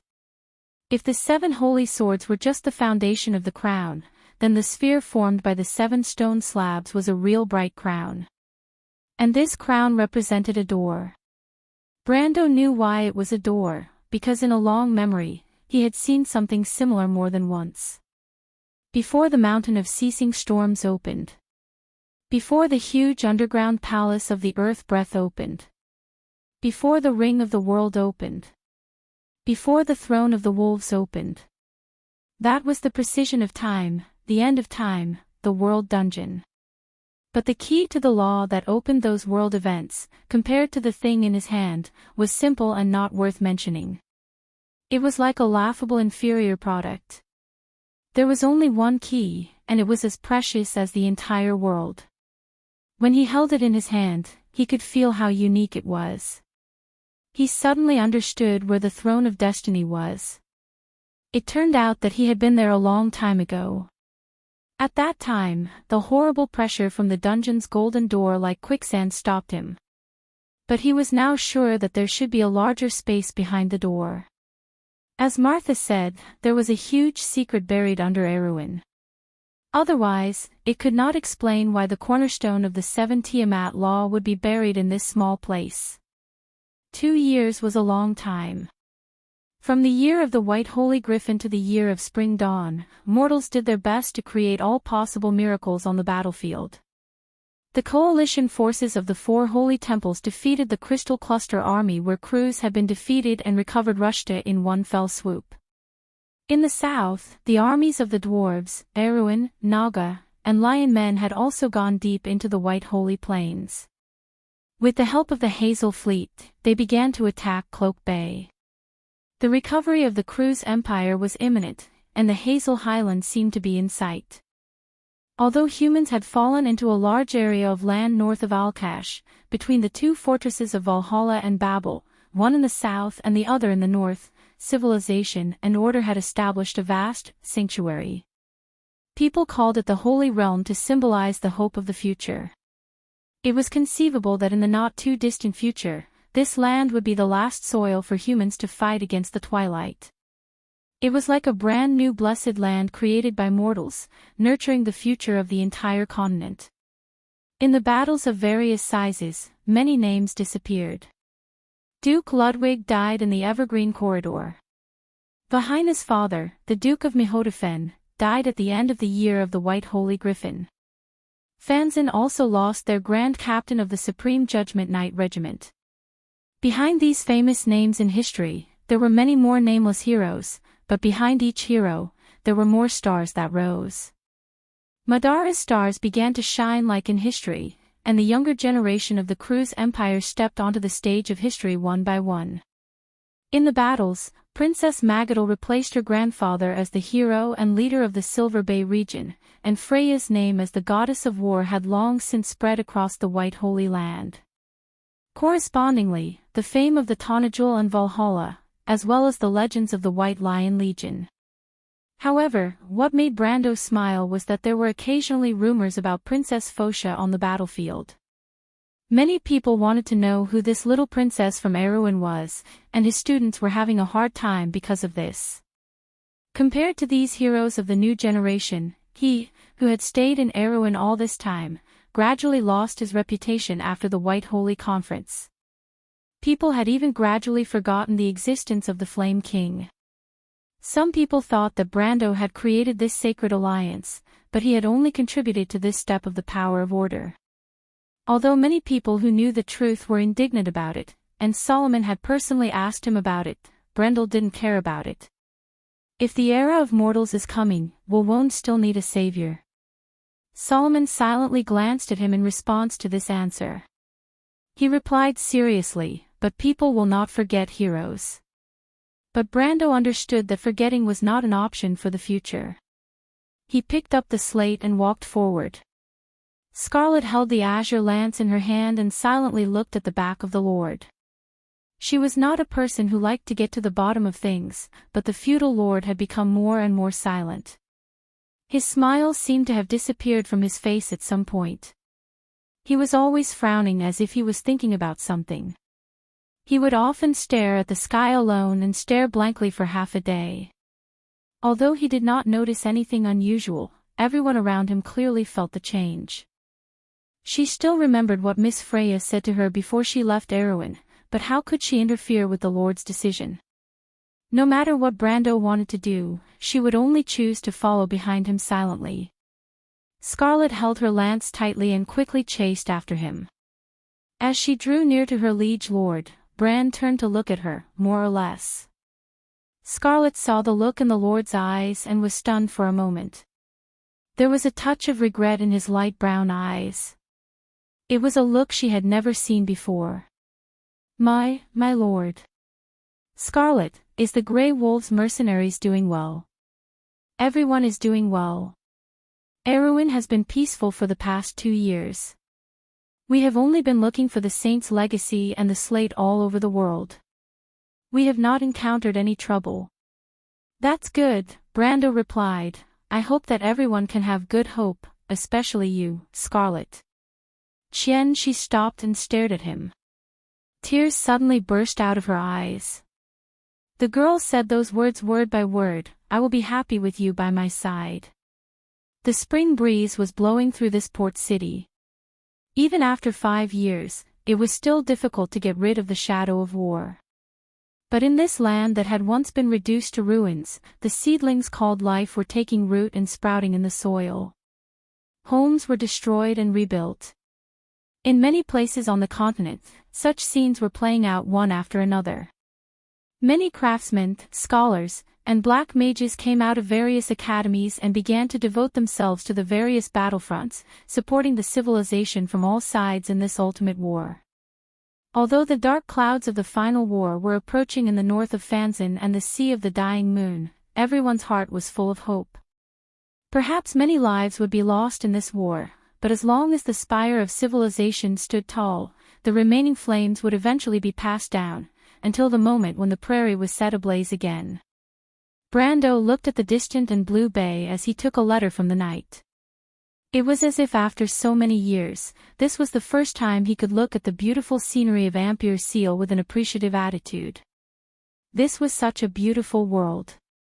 It was the greatest fortune of his life to be able to come here and leave his mark. He loved this place deeply. It was where all his ideals and beliefs were. He had given everything for it and would never regret it. The afternoon sun was warm and bright. Brando squinted his eyes. Perhaps this was the most beautiful thing in his heart. The wind blew the letter, making it rustle. "The Shire is back, Scarlet," he said softly. Chapter 15:31. It was like a gentle breeze that blew through the valley, causing the forest to rustle. Brando stepped through a bush and stopped at the top of the mountain, looking at the familiar valley. The low valley was where the Lord of the Thorny Chain died. The disciples of the Black Flames chased after them up the mountain. He turned back to look at Scarlet. The red-haired girl was staring blankly at the valley in the distance. Perhaps because she noticed Brendel's gaze, she turned back. Their eyes met, and the girl's eyes were filled with gentleness. After reopening the old scars, the Highlander girl's heart was at peace. She was no longer standing in the past, and the scar in her heart was gradually disappearing. "I remember, this is where we met." "Yes, my lord. So many years have passed in the blink of an eye." Medisa smiled as she looked at the two of them. "It's a pity that Mr. Eek and Miss Yura fell together with that person in the chaos. If only they could be here today and see the beautiful scenery of the Chablis Mountains year after year. How good would that be?" Brando sighed. "It's a pity that we were a step too late. I still don't know how to tell Huanghua. She said that she wanted to come to Erewhon to see her sister." "There are always many things in this world that cannot be fulfilled, my lord," Medisa replied. "My sister and I have met, but to be able to forgive each other at the last moment is enough for me to feel satisfied, because it is always better than missing out forever, isn't it? I think Mr. Eek is the same. At least he saw the future of Erewhon, and he believes that you won't disappoint him." Brando nodded. He felt a little emotional because Medisha was always so optimistic. Even the slightest touch could satisfy her small happiness. This fairy princess understood the meaning of beauty better than many human nobles. She silently held on to hope and brought happiness to others. "My lord, was it in that valley that day?" The elven princess, whose figure had become tall and slender in the past 2 to 3 years, had curled her beautiful silver hair. She pointed in a direction with her fair fingertips and asked. Brando and Scarlet looked in that direction, and Brando nodded, "Yes." Medisha giggled. "At that time, my lord and I were enemies." Brando also smiled. "We were really scared out of our wits back then. Ferlin and her sister must have told you a lot about what happened back then.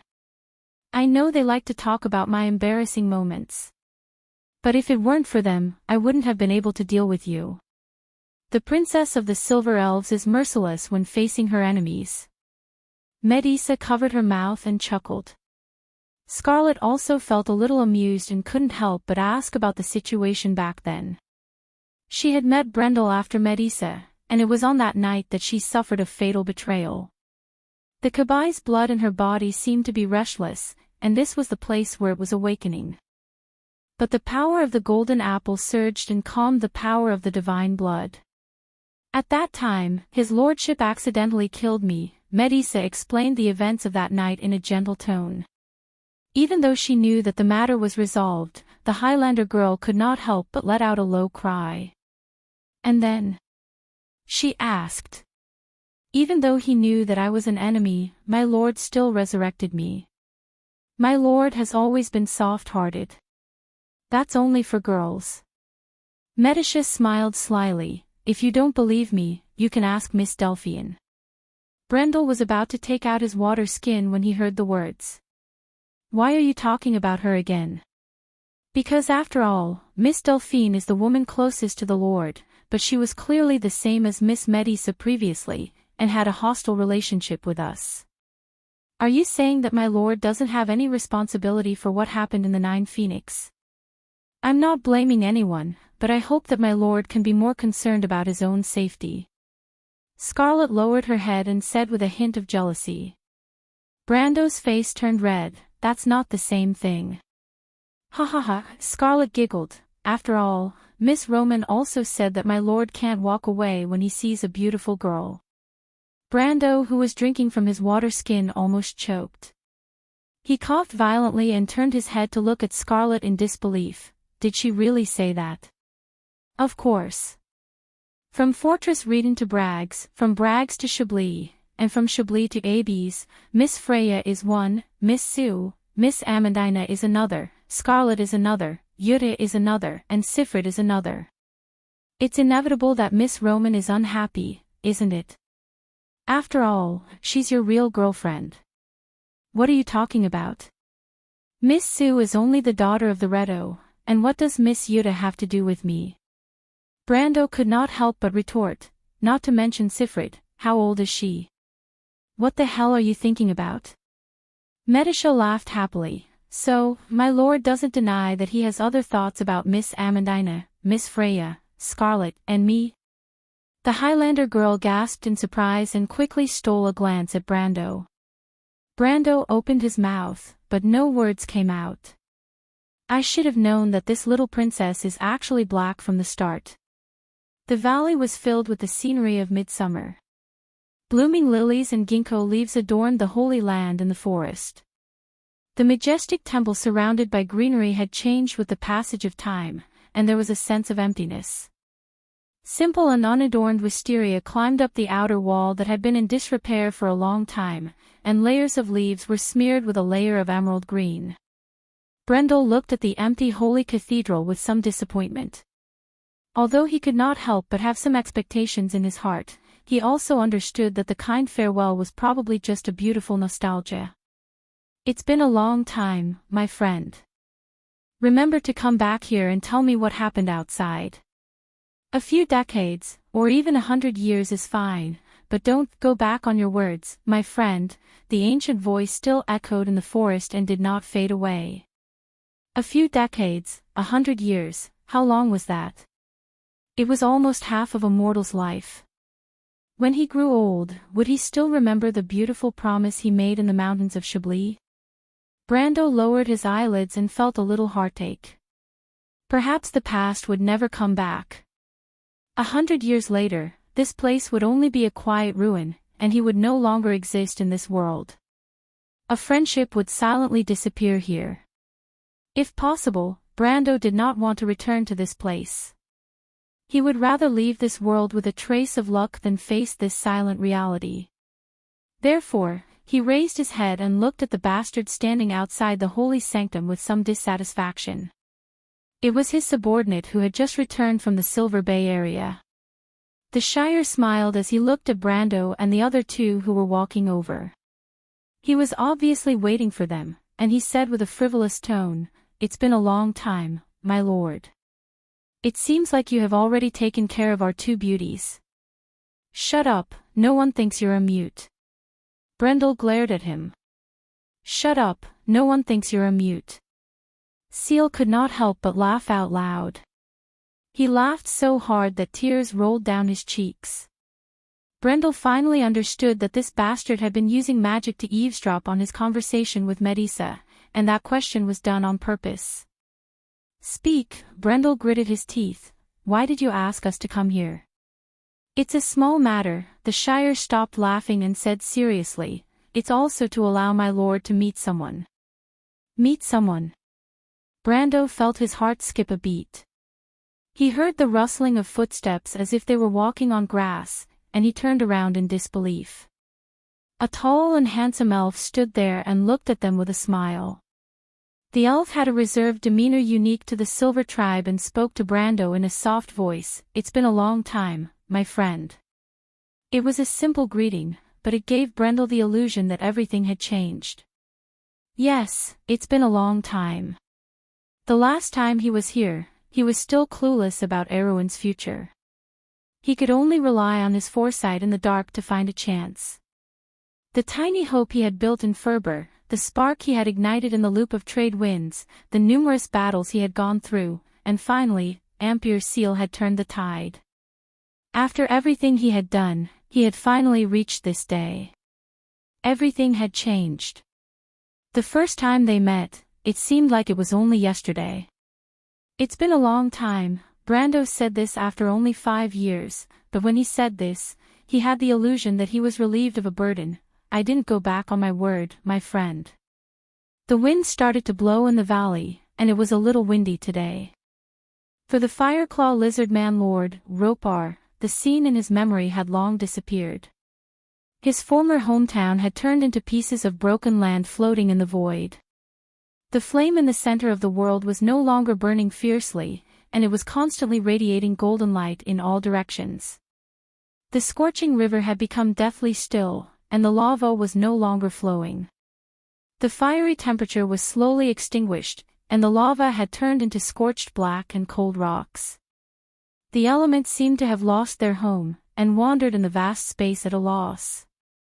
The fairy Prince Lute also looked at this scene, and he said softly, "The fire is extinguished. Our world has fallen into darkness. But one day, it will ignite again." Ropar nodded. The two of them carefully moved a huge rock away from the center of the magma river that led to the underground world. That place was originally the core of the entire world of the river of scorching heat, the source of all rivers. A fire seed that emitted endless light and heat used to burn here like the sun. But now, there was only darkness left in the vast space. Soft footsteps stepped on the shattered stones as the two slowly moved forward in the hall, until they stopped in front of an altar. On the scorched altar, on the surface as smooth as a mirror, there was a black crystal inserted. In the very center of the crystal, there seemed to be a dark red spot of light. Fire seed. Ropar described this word in a somewhat sacred tone. In the Fireclaw Lizardman language, fire itself meant sacred. The manifestation of the law of Tiamat, the source of the mortal fire, that is the law power of a planeswalker. The little fairy Lute sat on his broad shoulders, and answered seriously, the supreme inheritance of the fire elemental world. Although it has been extinguished, we can definitely ignite it again. The Fireclaw Lizardman Lord nodded. He took a step forward and grabbed the crystal, and a golden flame shot out from the lizardman's prismatic pupils. The card deck was called Scorching Fury. The ground shook slightly. Even Fias and Malurcha, who were far away in the shallow sea, noticed the abnormality in the fire elemental world. The woman and the deer looked up at the same time, gazing into the distance. Although there were no longer waves in the shallow sea, and the water of the world flowed from all directions into the void on the cracked land, the distant silver and floating clouds were like the sea. The beauty of the shallow sea was still not inferior to any place in this world. The elements shook, and the four elemental worlds resonated with each other, as if it was the cry of a new life. For the first time since the fall of the Black Moon, after losing the law of Tiamat, all things and elements in the elemental border regained their vitality for the first time. "Do you see it, Malurcha?" Fias cried out in surprise. "It is reviving, the shallow sea is regaining its vitality. It will be a long process. Perhaps we will all turn into ashes in the torrent of time, and it will not return to the way it was in the past," Malurcha replied calmly. "But there is still hope, isn't there?" Malurcha nodded. "Let's go, Malurcha," Fias said in high spirits. "It's all thanks to his lordship's shallow sea holy sword. After receiving the shallow sea inheritance, we can help him even more." But Malurcha did not move forward. Fias sensed her companion's abnormality and looked at him strangely. "What is it?" The crystal stag stared blankly into the distance. In the cracks on the seawall, a tiny flower was swaying in the wind. It was a scaly stem, a raceme, and two flowers of stars on one stalk, guarding each other in the breeze. It was a scene it had seen many years ago. A tear slid down from the corner of the stag's eye. Riding on Malurcha's horn, Fias was stunned for a moment. She said in an incredulous tone, "What?" In disbelief, she said, that is Miss Tata's flower of stars." It was as if the endless war had ended. When the huge spatial anomaly slowly closed under the attack of the Buga spells, everyone threw down the weapons in their hands and stood for a long time in front of the broken walls of Rushta. The crew's people had lost the land of their ancestors here, and today, they had returned here. Valhalla's towering treetops shone on the battlefield. The light spirits were signaling to everyone. It was estimated that in 10 hours, the fortress would begin to teleport again, and this time, its destination would be back to Erewhon. The people of Erewhon were celebrating and cheering. Because after a long war, the warriors could finally return to their homeland. Although there might be more dangerous situations to deal with, everyone was anxious to return home. For nearly 3 years, they had not seen their parents, wives, and children for a long time. The nostalgia for their loved ones and families had surpassed all strong feelings. Of course, they also had to bring back their compatriots who had died on the battlefield to their homeland, so that their souls could return to their homeland. When Tonagel's fleet also gathered in the sky, the other 2 fleets, the Cruz and Hazel fleets, turned in unison and saluted the warriors from the kingdom of Erewhon with their flags. This was a respect and gratitude that did not need to be described with words. An ancient civilization was reborn in the hands of mortals. In Valhalla, Hippamra sat on the bench with joy and focused on the thing in front of her. A hexagonal metal, like some kind of shell. She was a little reluctant to put it down because this metal was specially made for her by the Holy Cathedral of Fire in recognition of her great contribution in this war after consulting her own opinion. It was probably the only alien metal in this war. Veronica looked at the girl a little strangely and asked Freya with her eyes, "She really likes this thing so much?" Well. Freya of course knew the strange hobby of the priestess of the majestic mountain goddess. It was said that the priestess of Himalud had a more or less different aesthetic than ordinary people. They liked those thick and solid things, such as mountain rocks. In response to Veronica's question, she could only nod helplessly. Anyway, as long as Miss Hippamra likes it, Veronica smiled. She killed 3 Leviathan sons in the final battle of Rushta and solved a big problem for us. People are now asking about the identity of this priestess. If it weren't for the agreement with Brando, we would definitely let her be the hero. To boost morale? Freya asked. Veronica nodded. This war is too long, and now it's just a temporary end. We still have to divide our forces to continue the attack on the Hazel Plateau. On the other hand, the time is approaching. Hearing this, Freya's expression became a little heavy. The war is imminent. I don't think it's too far away. The allied forces of the demons and the nobles have already annexed Eloranta, and they will go south in the blink of an eye. And in the south, although the Twilight Army in the south of the Sea of the Dead Moon has not made any movements after the Battle of Madara Finhodos, news came from the south not long ago that the Dark Sanctum in Madara has discovered that the power of the Goddess of the Dead Moon has begun to be active again. The female Legion commander used a word to describe the current situation. It's already the calm before the storm, Freya. Is this why we have to return to Erewhon early? Yes, go and bring the news to Brando.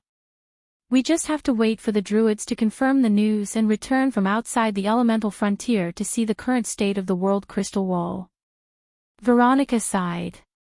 But I have a hunch that the final battle between us and the Twilight Dragon is just around the corner.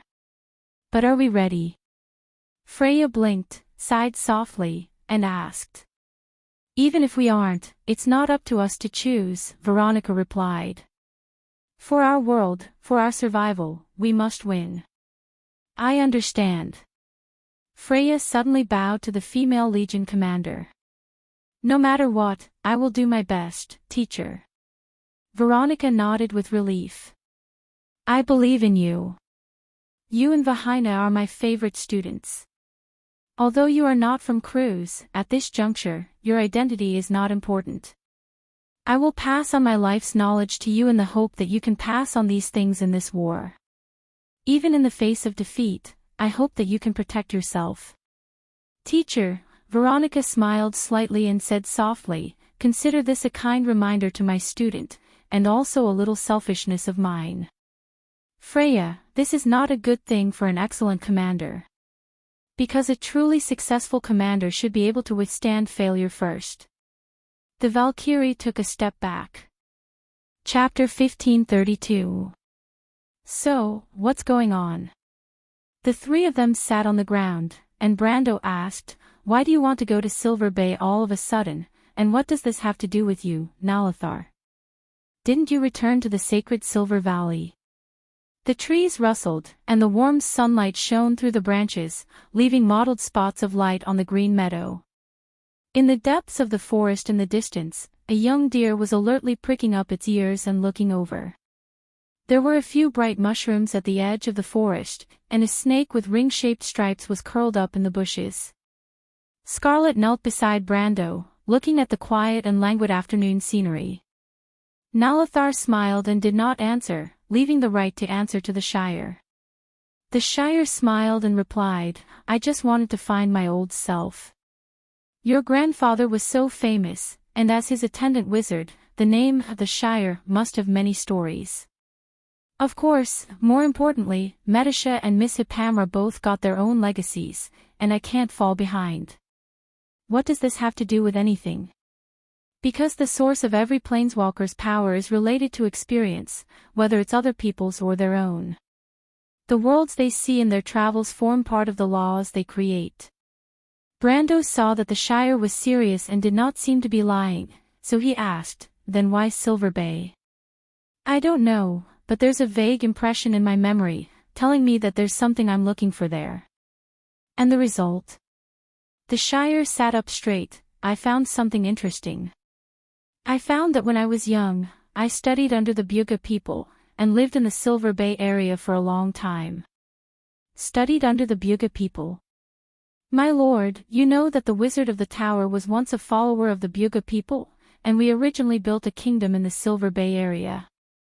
The so-called Silver Bay actually means the Silver Bay. After we broke with the Buga people, we crossed the sea to Karsuk, and then formed an alliance with the Highland Knight. But for hundreds of years, because of the same heritage, we have always maintained contact with Kanaichi, and even in every batch of excellent apprentices, some would be selected to study in Kanaichi." Brando nodded. With the Shire's talent and elemental quality, he could be called a genius among his peers, so it was not surprising that he was chosen by the Buga people. "Subconsciously, I have a deep impression of the experience of living in Silver Bay, but it's always hard to remember some details. The memories of the past is like fragmented fragments that annoys me. It was only after I went to Silver Bay that did I remember many things, including the experiences before I became a wizard of the Black Tower." The Shire reminisced, "I remember that when I could remember things, I moved with my family from Manorville to Karsuk. My mother died very early, and my father was the head of the family. In my memory, I only vaguely remember the appearance of the noble gentleman, somewhat serious, a very rigid knight. When I was very young, there were often some strange guests in the family. Later, I realized that those were elves, but not the wind elves of Saint Tassol. They had silver hair, silver eyes, extraordinary speech, and every move they made seemed to be born noble. Silver folk, silver elves." Brando subconsciously glanced at Nalathar. Nalathar nodded slightly. Charles paused for a moment before continuing, "It was only later that I found out that those guests were my grandmother's relatives. It was said that my maternal great-grandfather had once married a silver elf lady of extraordinary status. From then on, my family and the silver elves formed an indissoluble bond. I have a deep memory of my experience of learning magic. Before I was sent to Abelia Tower, I remember that I had once learned magic from a silver elf. As far as I can remember, it was that esteemed mister who guided me on the path of a wizard until I became famous and was chosen by the wizards of the tower. But after that, he left Karsuk as my first teacher, and I have never seen this person again since then." Hearing this, Brando's heart skipped a beat, and he raised his head to look at the Shire. The Shire smiled slightly. "Hearing this, my lord should have already guessed it. Because later on, I met Hippit and Borg in Silver Bay, and under their introduction, I became your grandfather's wizard attendant. Mr. Borg is Miss Amandina's father. At that time, we also went through many things before we recognized each other's identity. Borg is a descendant of my grandmother's elder brother. He's also my distant cousin." "You remembered all of this?" There are still some details, but it's better not to mention them. The reason I was able to go to Holy Silver Valley to find Nalathar was because I remembered some of the inheritance of the Silver Folk. In fact, the most important part of my path as a wizard is the respected teacher who guided me on this path. As for his memories, I'm afraid that only the Silver Elves can give me the answer to this question. Then have you found the answer? Brando looked at the Shire. The Shire looked at Nalathar who was beside him. At first, His Majesty did not know about the matter between Mr. Villefort and Her Royal Highness, but after so many things happened, we feel guilty towards the descendants of the late King Eric. Of course, on the other hand, everyone is anxious to find Her Royal Highness who has been missing for a long time after leaving Holy Silver Valley. Nalathar replied, the one who taught Mr. the Shire magic is actually the younger brother of Princess Metisha and Princess Tiamas, the previous King of Elves. Unfortunately, he died outside the elemental frontier 30 years ago. The leaves rustled, like the footsteps of a hero who was leaving. The Shire silently held up a blue card, showing this dazzling card of fate in front of Brando. That was his life. Hero of the Tower, choose a spell card from your deck and put it into your hand, then discard a card.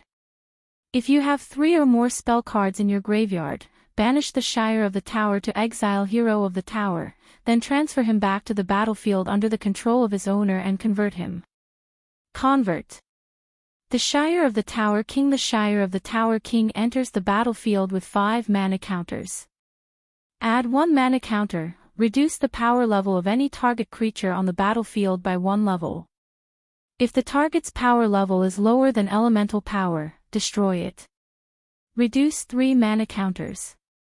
During this turn, you can cast any ability or spell card from your graveyard. If the card is to be placed into your graveyard this turn, shuffle it into your deck instead.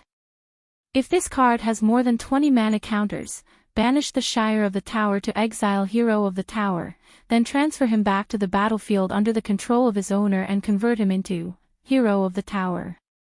The Planeswalker gains a negative level ability when the Planeswalker attacks the target creature.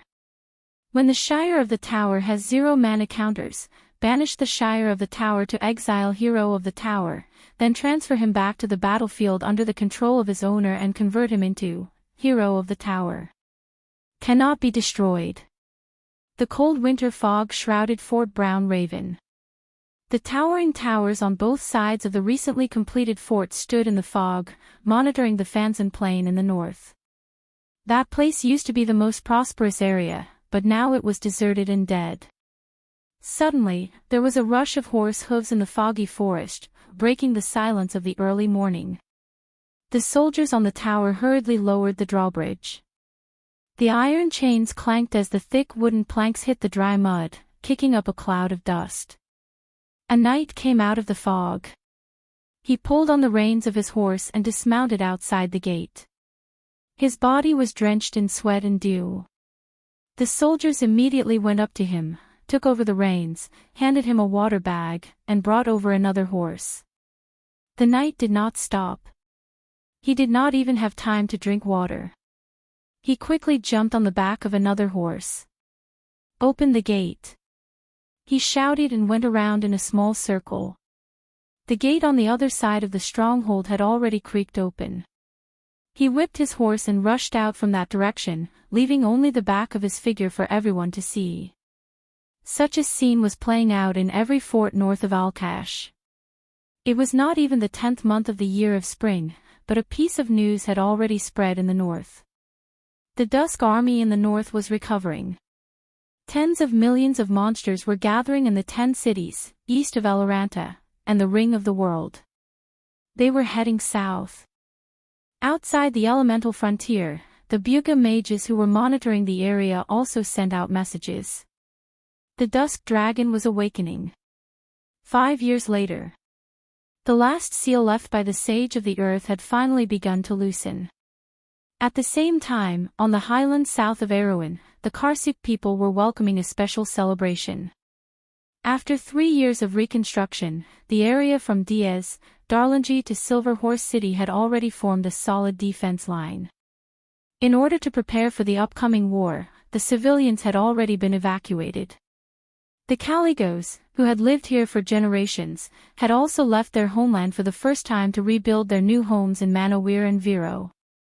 Now, only soldiers from various countries, adventurers, mercenaries from all over the world, and Buga mages were left here. Of course, there were also merchants from the rear.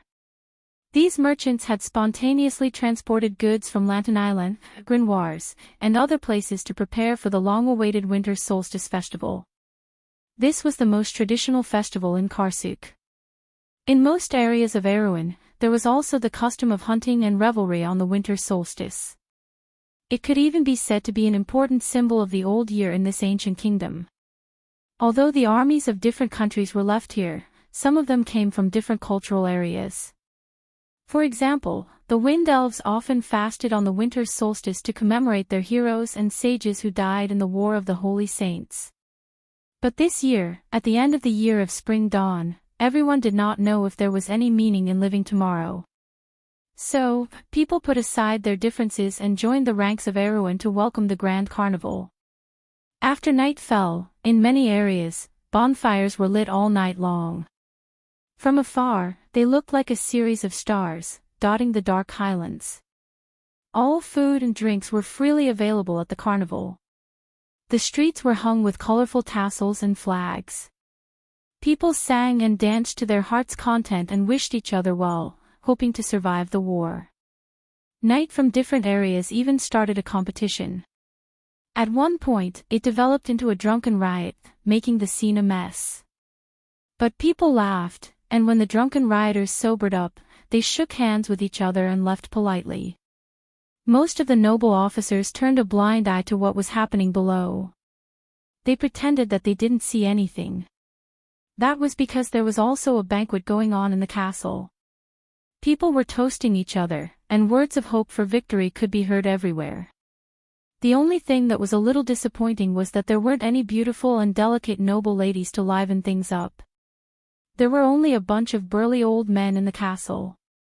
But people also understood that the so-called carnival was just a ritual to boost morale and vent the depression in their hearts.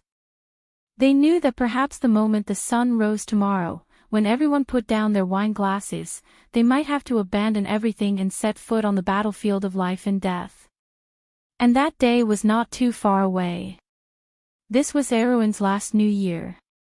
Perhaps it would also be the last new year of this era. On the streets that were filled with a festive atmosphere, a pair of bright eyes observed everything with interest in the darkness. Then the merchant lady stood up and left 2 gold coins on the table. She thought for a moment and took one back. Then she walked into the crowd with her hands behind her back. She would remember this interesting memory. In her long life, this might be a rather interesting experience. But all of this would come to an end. The Roman chuckled softly. On the faraway city wall, the soldiers on duty were sounding the alarm. But it was not the arrival of the Dusk Army. Instead, a vast expanse of white fog appeared on the horizon. The fluorescent fog was so conspicuous under the night sky. The allied army of the Earth Legion and the Silver Elves finally retreated here. Found it. A surprised cry came from the dark abyss. Solomon and the dwarf king Califen both looked down. Although the huge explosion a few years ago had completely changed the terrain of the Deathfrost Forest, creating a huge rift valley in the north of the Falling Needle Hills. It was even said that across the tranquil Wind Mountain range, seawater poured into the rift from the north, forming several connected saltwater lakes and wetlands. One could imagine that under the erosion of the tidal force, this old appearance would completely disappear in a few years, becoming a new coastline north of Valendon that faced the Dark Star Sea. But fortunately, they still had time to find the stone tablet before all of this changed. Frostchant Sinna emitted a deep radiance in the darkness. A few knights excitedly climbed up the stone tablet from below. It was a rather simple and unique stone tablet, and it was also the last piece of the puzzle of the 7 stone tablets.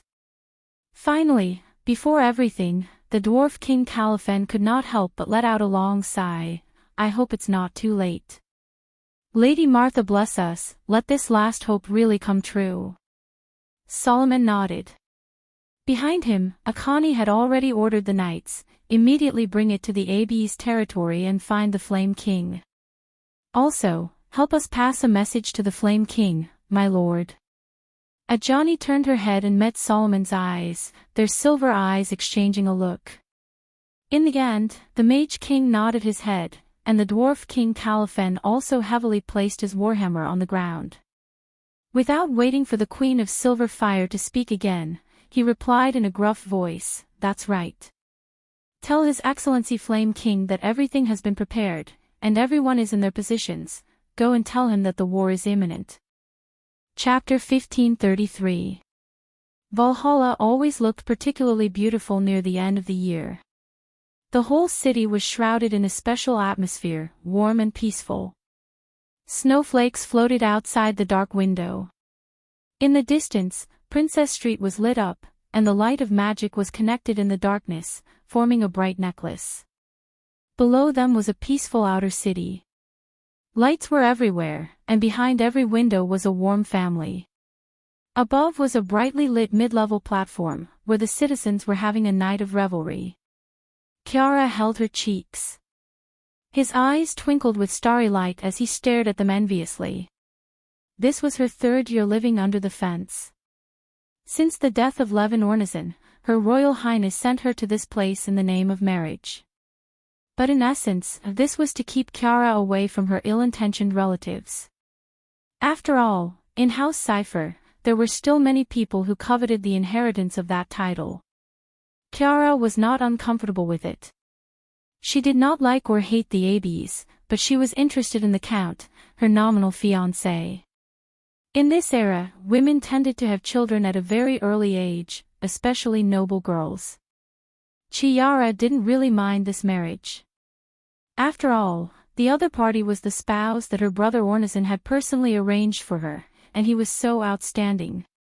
If not, why would she give Cypher's heart to that person? The necklace itself was a token of love.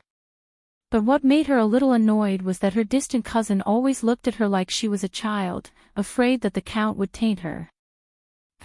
You just want to steal it yourself. Kiara frowned and pulled the quill, so annoying. What's wrong with being the descendant of Elkin III? Ling and Lotus looked at Kiara's movements in puzzlement. Elves grew slowly. A few years ago, the two of them looked the same size as Kiara, but now the latter had become more and more like a little sister. Compared with the two little girls, she had more ignorant troubles. "Kiara, what's wrong with you?" Lotus asked softly. "You don't understand," Kiara replied impatiently. Ling replied faintly, "Miss Amandina said that you can't go anywhere this year." "I know." Kiara was so angry that she wanted to grab her hair. "I don't need you to repeat it. Don't mess up your hair."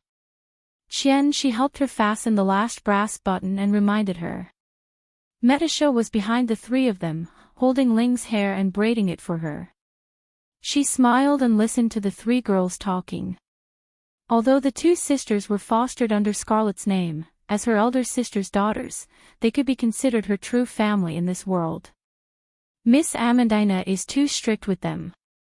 Scarlet carefully adjusted Chiara's collar, straightened up, and said to Metasha with a slight frown. The Silver Elf Princess chuckled, her eyes curved into crescents. She shook her head and said, "Then you'll have to tell her yourself." Scarlet's eyes widened. She didn't dare to provoke that strict young lady. "Miss Amandina is also afraid that something will happen to them," Metasha said with a smile. "After all, today is different from the past. The Twilight Army is pressing on the border, and the final battle is imminent. Although the Twilight Dragon's underlings in the Order realm have suffered great losses, it's hard to guarantee that they won't cause any trouble." She looked at the three girls and said, "But at the beginning of the new year, it's not a good idea to be cooped up at home. After the banquet is over, I'll take you to see the celebration." Kiara suddenly raised her head, her eyes almost shining. "Really, Sister Metasha?" "Of course, but you have to be obedient later." Medisha said seriously. Yeah. The three girls cheered together, after all, having the temperament of a child. With a whoosh, the cold wind mixed with snowflakes rushed into the warm hall. Even the bright flames in the furnace dimmed by a few degrees. Amandina, Maynard, and Allium Japonicum pushed open the door to the courtyard from outside. A thin layer of snow had accumulated on the shoulders of their windbreakers. Allium Japonicum took off his windbreaker and handed it to Falerne, who had a serious expression on her face. He looked at them with a smile and asked, "What are you so happy about?" "Humph," Chiara snorted softly. "Sister Medisha wants to take us out to play." Lotus replied very obediently. "That's not bad. The tone you use to coax children," Chiara said lightly. Amandina glared at her sternly. Everyone laughed secretly, and Medisha also lowered her head and chuckled. Amandina asked Falerne, who was beside her, "Are there any other guests?" "I saw a carriage outside." The tip of Falerne's ears twitched. The elf lady was staring at her sister. Tia, who had sneaked over to a long table, stuck out her tongue embarrassedly and obediently put down the gingerbread in her hand. She then opened her mouth and replied, "Princess Griffin and Princess Magadal are upstairs in the study." Only then did Amandina nod. She looked at the three girls carefully and said in a rare gentle tone, "Remember not to cause trouble for Miss Medisha." "Understood," a crisp voice answered. Brando looked at this scene warmly by the fireplace, a little lost in thought. This castle Abes was like his home in this world, and every member was a part of this family. Whether it was Medisa, Scarlet, Amandina, Senior, Ling, Lotus, or the others, although they didn't know what the future would be like, there was no doubt that everyone cherished the time they had now. Just like the last days of the year of spring, during this new year, people understood that perhaps for a long, long time in the future, they would remember these last days of peace. In the days to come, people would witness more and more of the spreading flames of war, death, parting, and sorrow. It would be more tragic than any war that the civilized world had ever experienced. Brando asked without blinking, "Is there any news of Carglass?" The Shire behind him slowly shook his head. "No, but after the incident, we searched the entire Bernisol and the surrounding areas, and did not find Mr. Carglass' body. We can only conclude that he is missing." Brando sighed. He knew that there were too many strange abilities and spells in this world.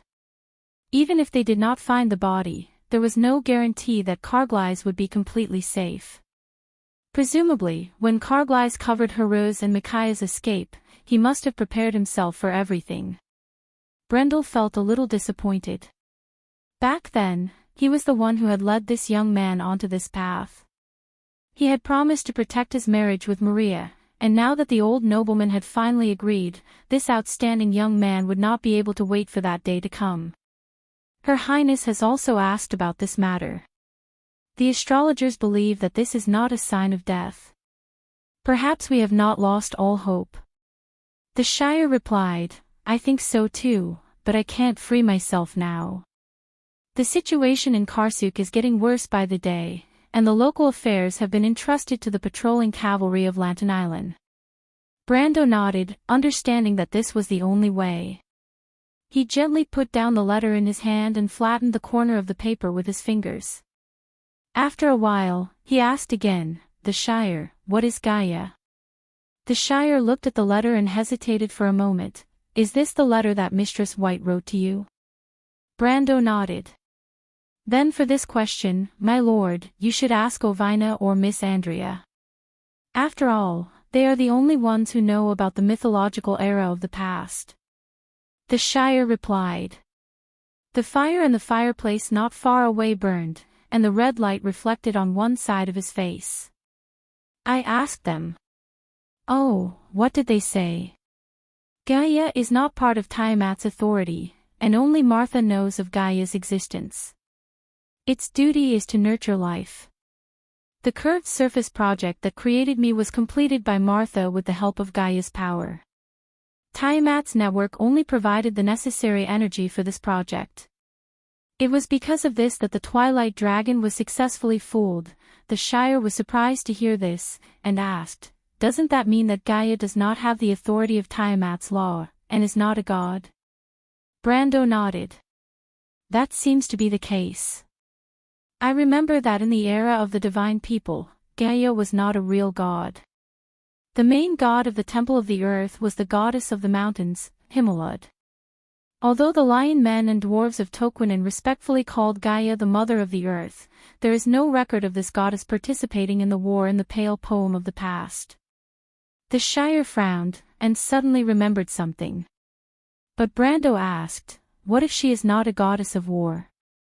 "But her authority is not within Tiamat's law, unless her power is equal to Martha's," the Shire answered firmly, "another main god." Brando remembered the girl he saw in the Stagnant Realm, who looked very similar to Sifrid, and shook his head. He had seen Martha, and he had seen the power that could control the entire Tiamat's law with her every move. That kind of majestic and all-encompassing power, as if she owned the entire world. Gaia might know many secrets, and she was wise as if she could see through everything, but the feeling she gave him was completely different. The Shire looked at him and suddenly asked, "My lord, why do you ask about this?" Brando shook his head and replied, "Haku said in the letter that she would leave us all with a hope. I originally thought that she only wanted to resurrect Medisha, but now it seems that her scheme is far from that. She went through untold hardships to obtain Gaia's power, and even had to abandon her mortal feelings. Why is that?" "She is a very ambitious woman, my lord." Brando looked at the Shire. "Are you still brooding over the matter of your great-grandfather?" The latter shook his head, "Not to that extent. I just want to say that there may not be only one Ekis in this world." Brando nodded. But in his heart, he had a faint feeling that perhaps Haku was not lying to him about this matter. What was the so-called hope? Griffin looked at the bright lights of Valhalla from afar. She put down the white porcelain teacup with both hands, and the fragrance of the tea filled the study. She looked up and fixed her gaze on her best friend. "When you were in Vlada, did you ever think of this day, Magadol?" Magadol smiled and shook her head. "Griffin, I will tell you, even in the craziest and most absurd dreams, I never thought that there would be a day like this. Would you believe me?" Griffin did not answer. But the silence was the answer to all the questions.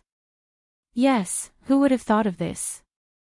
Their fates had taken a 180-degree turn at the intersection of Ampere Seal, and it was all because of the same person.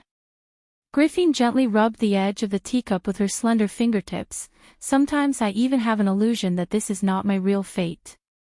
Maybe it is just a dream. I am afraid that I will wake up from this dream, because these days I often have a nightmare that makes me wake up in the middle of the night in cold sweat." "What kind of nightmare is that, my friend?" Magadol asked. "Maybe you have been worrying too much these days. Why don't you tell me so that I can share some of your worries? Maybe you will feel better." "Thank you, Magadol," Griffin said softly. "In my dream, I dreamed of a different Erewhon, where I did not meet Brando. After we parted ways in Vlada, I was betrayed by the royal faction in Ampere Seal, and I had no choice but to marry Erek and become his tool to raise his children. The conditions that the nobles promised me were nothing but beautiful lies. I saw Haruz die in front of me with my own eyes, and Owen eventually fell into a sea of fire. I tried my best to save everything, but what awaited me in the end was nothing more than a sharp blade." The princess' voice began to tremble. "But what killed me was not a conspiracy, but endless despair. Magadol, can you understand that feeling? There was no hope, and it was a dark path that led straight to the abyss and death." Magadol said softly, "But that was just a dream. You met Mr. Brando in the end, didn't you?" Griffin took a deep breath. She calmed herself down and replied, "Thank you, Magadol. Perhaps that is the case. I still remember the first time Oberway described him to me. The scene of that day is still vivid in my mind. After that, I exchanged letters with him and used the brooch as a keepsake. That was probably the boldest thing I did in my life. But now that I think about it, I was so lucky at that moment. Magadol looked at her friend gently, but her eyes were full of envy. You are indeed lucky, Griffin. Princess Griffin raised her head and looked at her. Are you tempted too, Magadol? How can I not be? Magadol replied honestly, he changed the course of my life, and entered my heart. No matter what, I can't forget his place in my heart. I thought that I should live a normal life, but it turns out that a peaceful life is not as easy as I thought. It was Mr. Brando who made me understand this. Griffin was speechless. Yes, perhaps only when that moment comes, people will understand. Even if they were to hold on to everything that was precious, it would still be a luxury. Both of them looked at the lights in the darkness. Have you ever thought that this might be the last new year we will see in our lives, Magadol?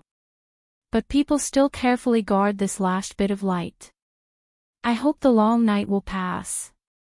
Freya checked her warhorse one last time.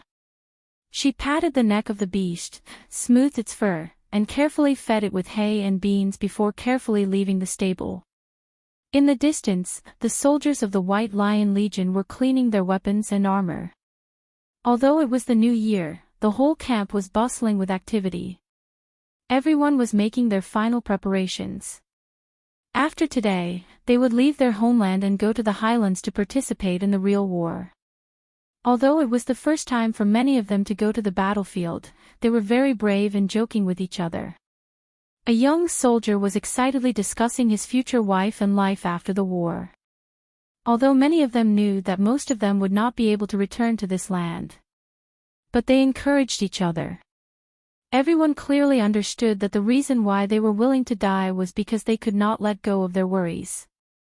And the reason why they chose to leave was because they loved everything here.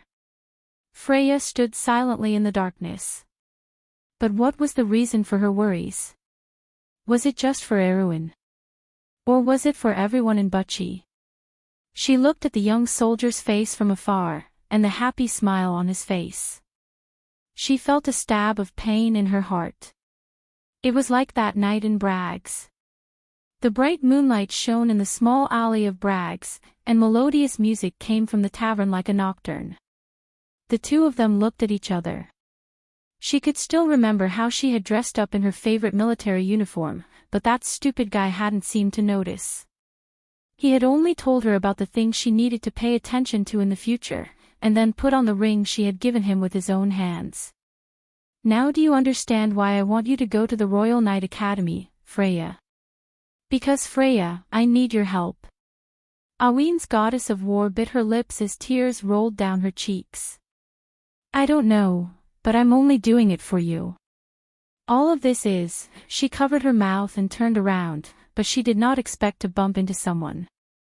Freya lost her balance and almost fell backwards, but a hand caught her before she could fall. The girl from Butchie raised her head in astonishment, and the first thing she saw was a familiar, tall figure. In that instant, tears rolled down her cheeks uncontrollably. Brando looked at the girl silently, and his heart was filled with mixed feelings. He, Freya, and the Roman were all from Butchie, and the three of them were the most familiar with each other. But he never thought that he would occupy such an important position in the heart of this innocent girl. He gently wiped away the tears on the goddess of war's face, and suddenly regretted it. He regretted the decision he made at that time. He finally understood how heartless it was to let Freya go to the Royal Knight Academy alone, to an environment that was completely foreign to her. But for him, this naive and innocent girl from the countryside of Butchie had chosen this path without hesitation. Freya looked at Brando's hand in a daze. On his index finger, there was a shining ruby ring, exactly the same as that time. This is... She almost could not believe her eyes. I'm sorry, Freya, Brando answered clumsily, I accidentally broke the ring you gave me. This ring was specially made by Master Tamar. I can't accompany you to Karsuk tomorrow, but I hope it can protect you on my behalf. Tears came out again, but this time, they were tears of happiness. Freya looked at Brando with tears in her eyes as he carefully lifted her hand, and then put on the ring with both hands. At that moment, she felt like she was going to faint. "Accompany me to the banquet, okay?" Brando took Freya's hand and was about to lead her out. But Freya stopped. Brando looked back at her, and the girl firmly shook her head. She seemed to have gathered all her courage and said, "I'm going to the battlefield tomorrow, Brando. But I don't know if I can come back alive. Tonight, let me be willful for once, okay?" It was like a lily quietly blooming in the night. Brando stared at Freya for a long time without saying anything. You're tuning into the LoveLore Library YouTube channel. We're so grateful for your support, and don't forget to subscribe to join us on this incredible journey through captivating stories. Your generosity through donations truly makes a world of difference, as it's the primary source of revenue that allows me to expand and enhance this channel for you. Thank you from the bottom of my heart for being a part of this adventure.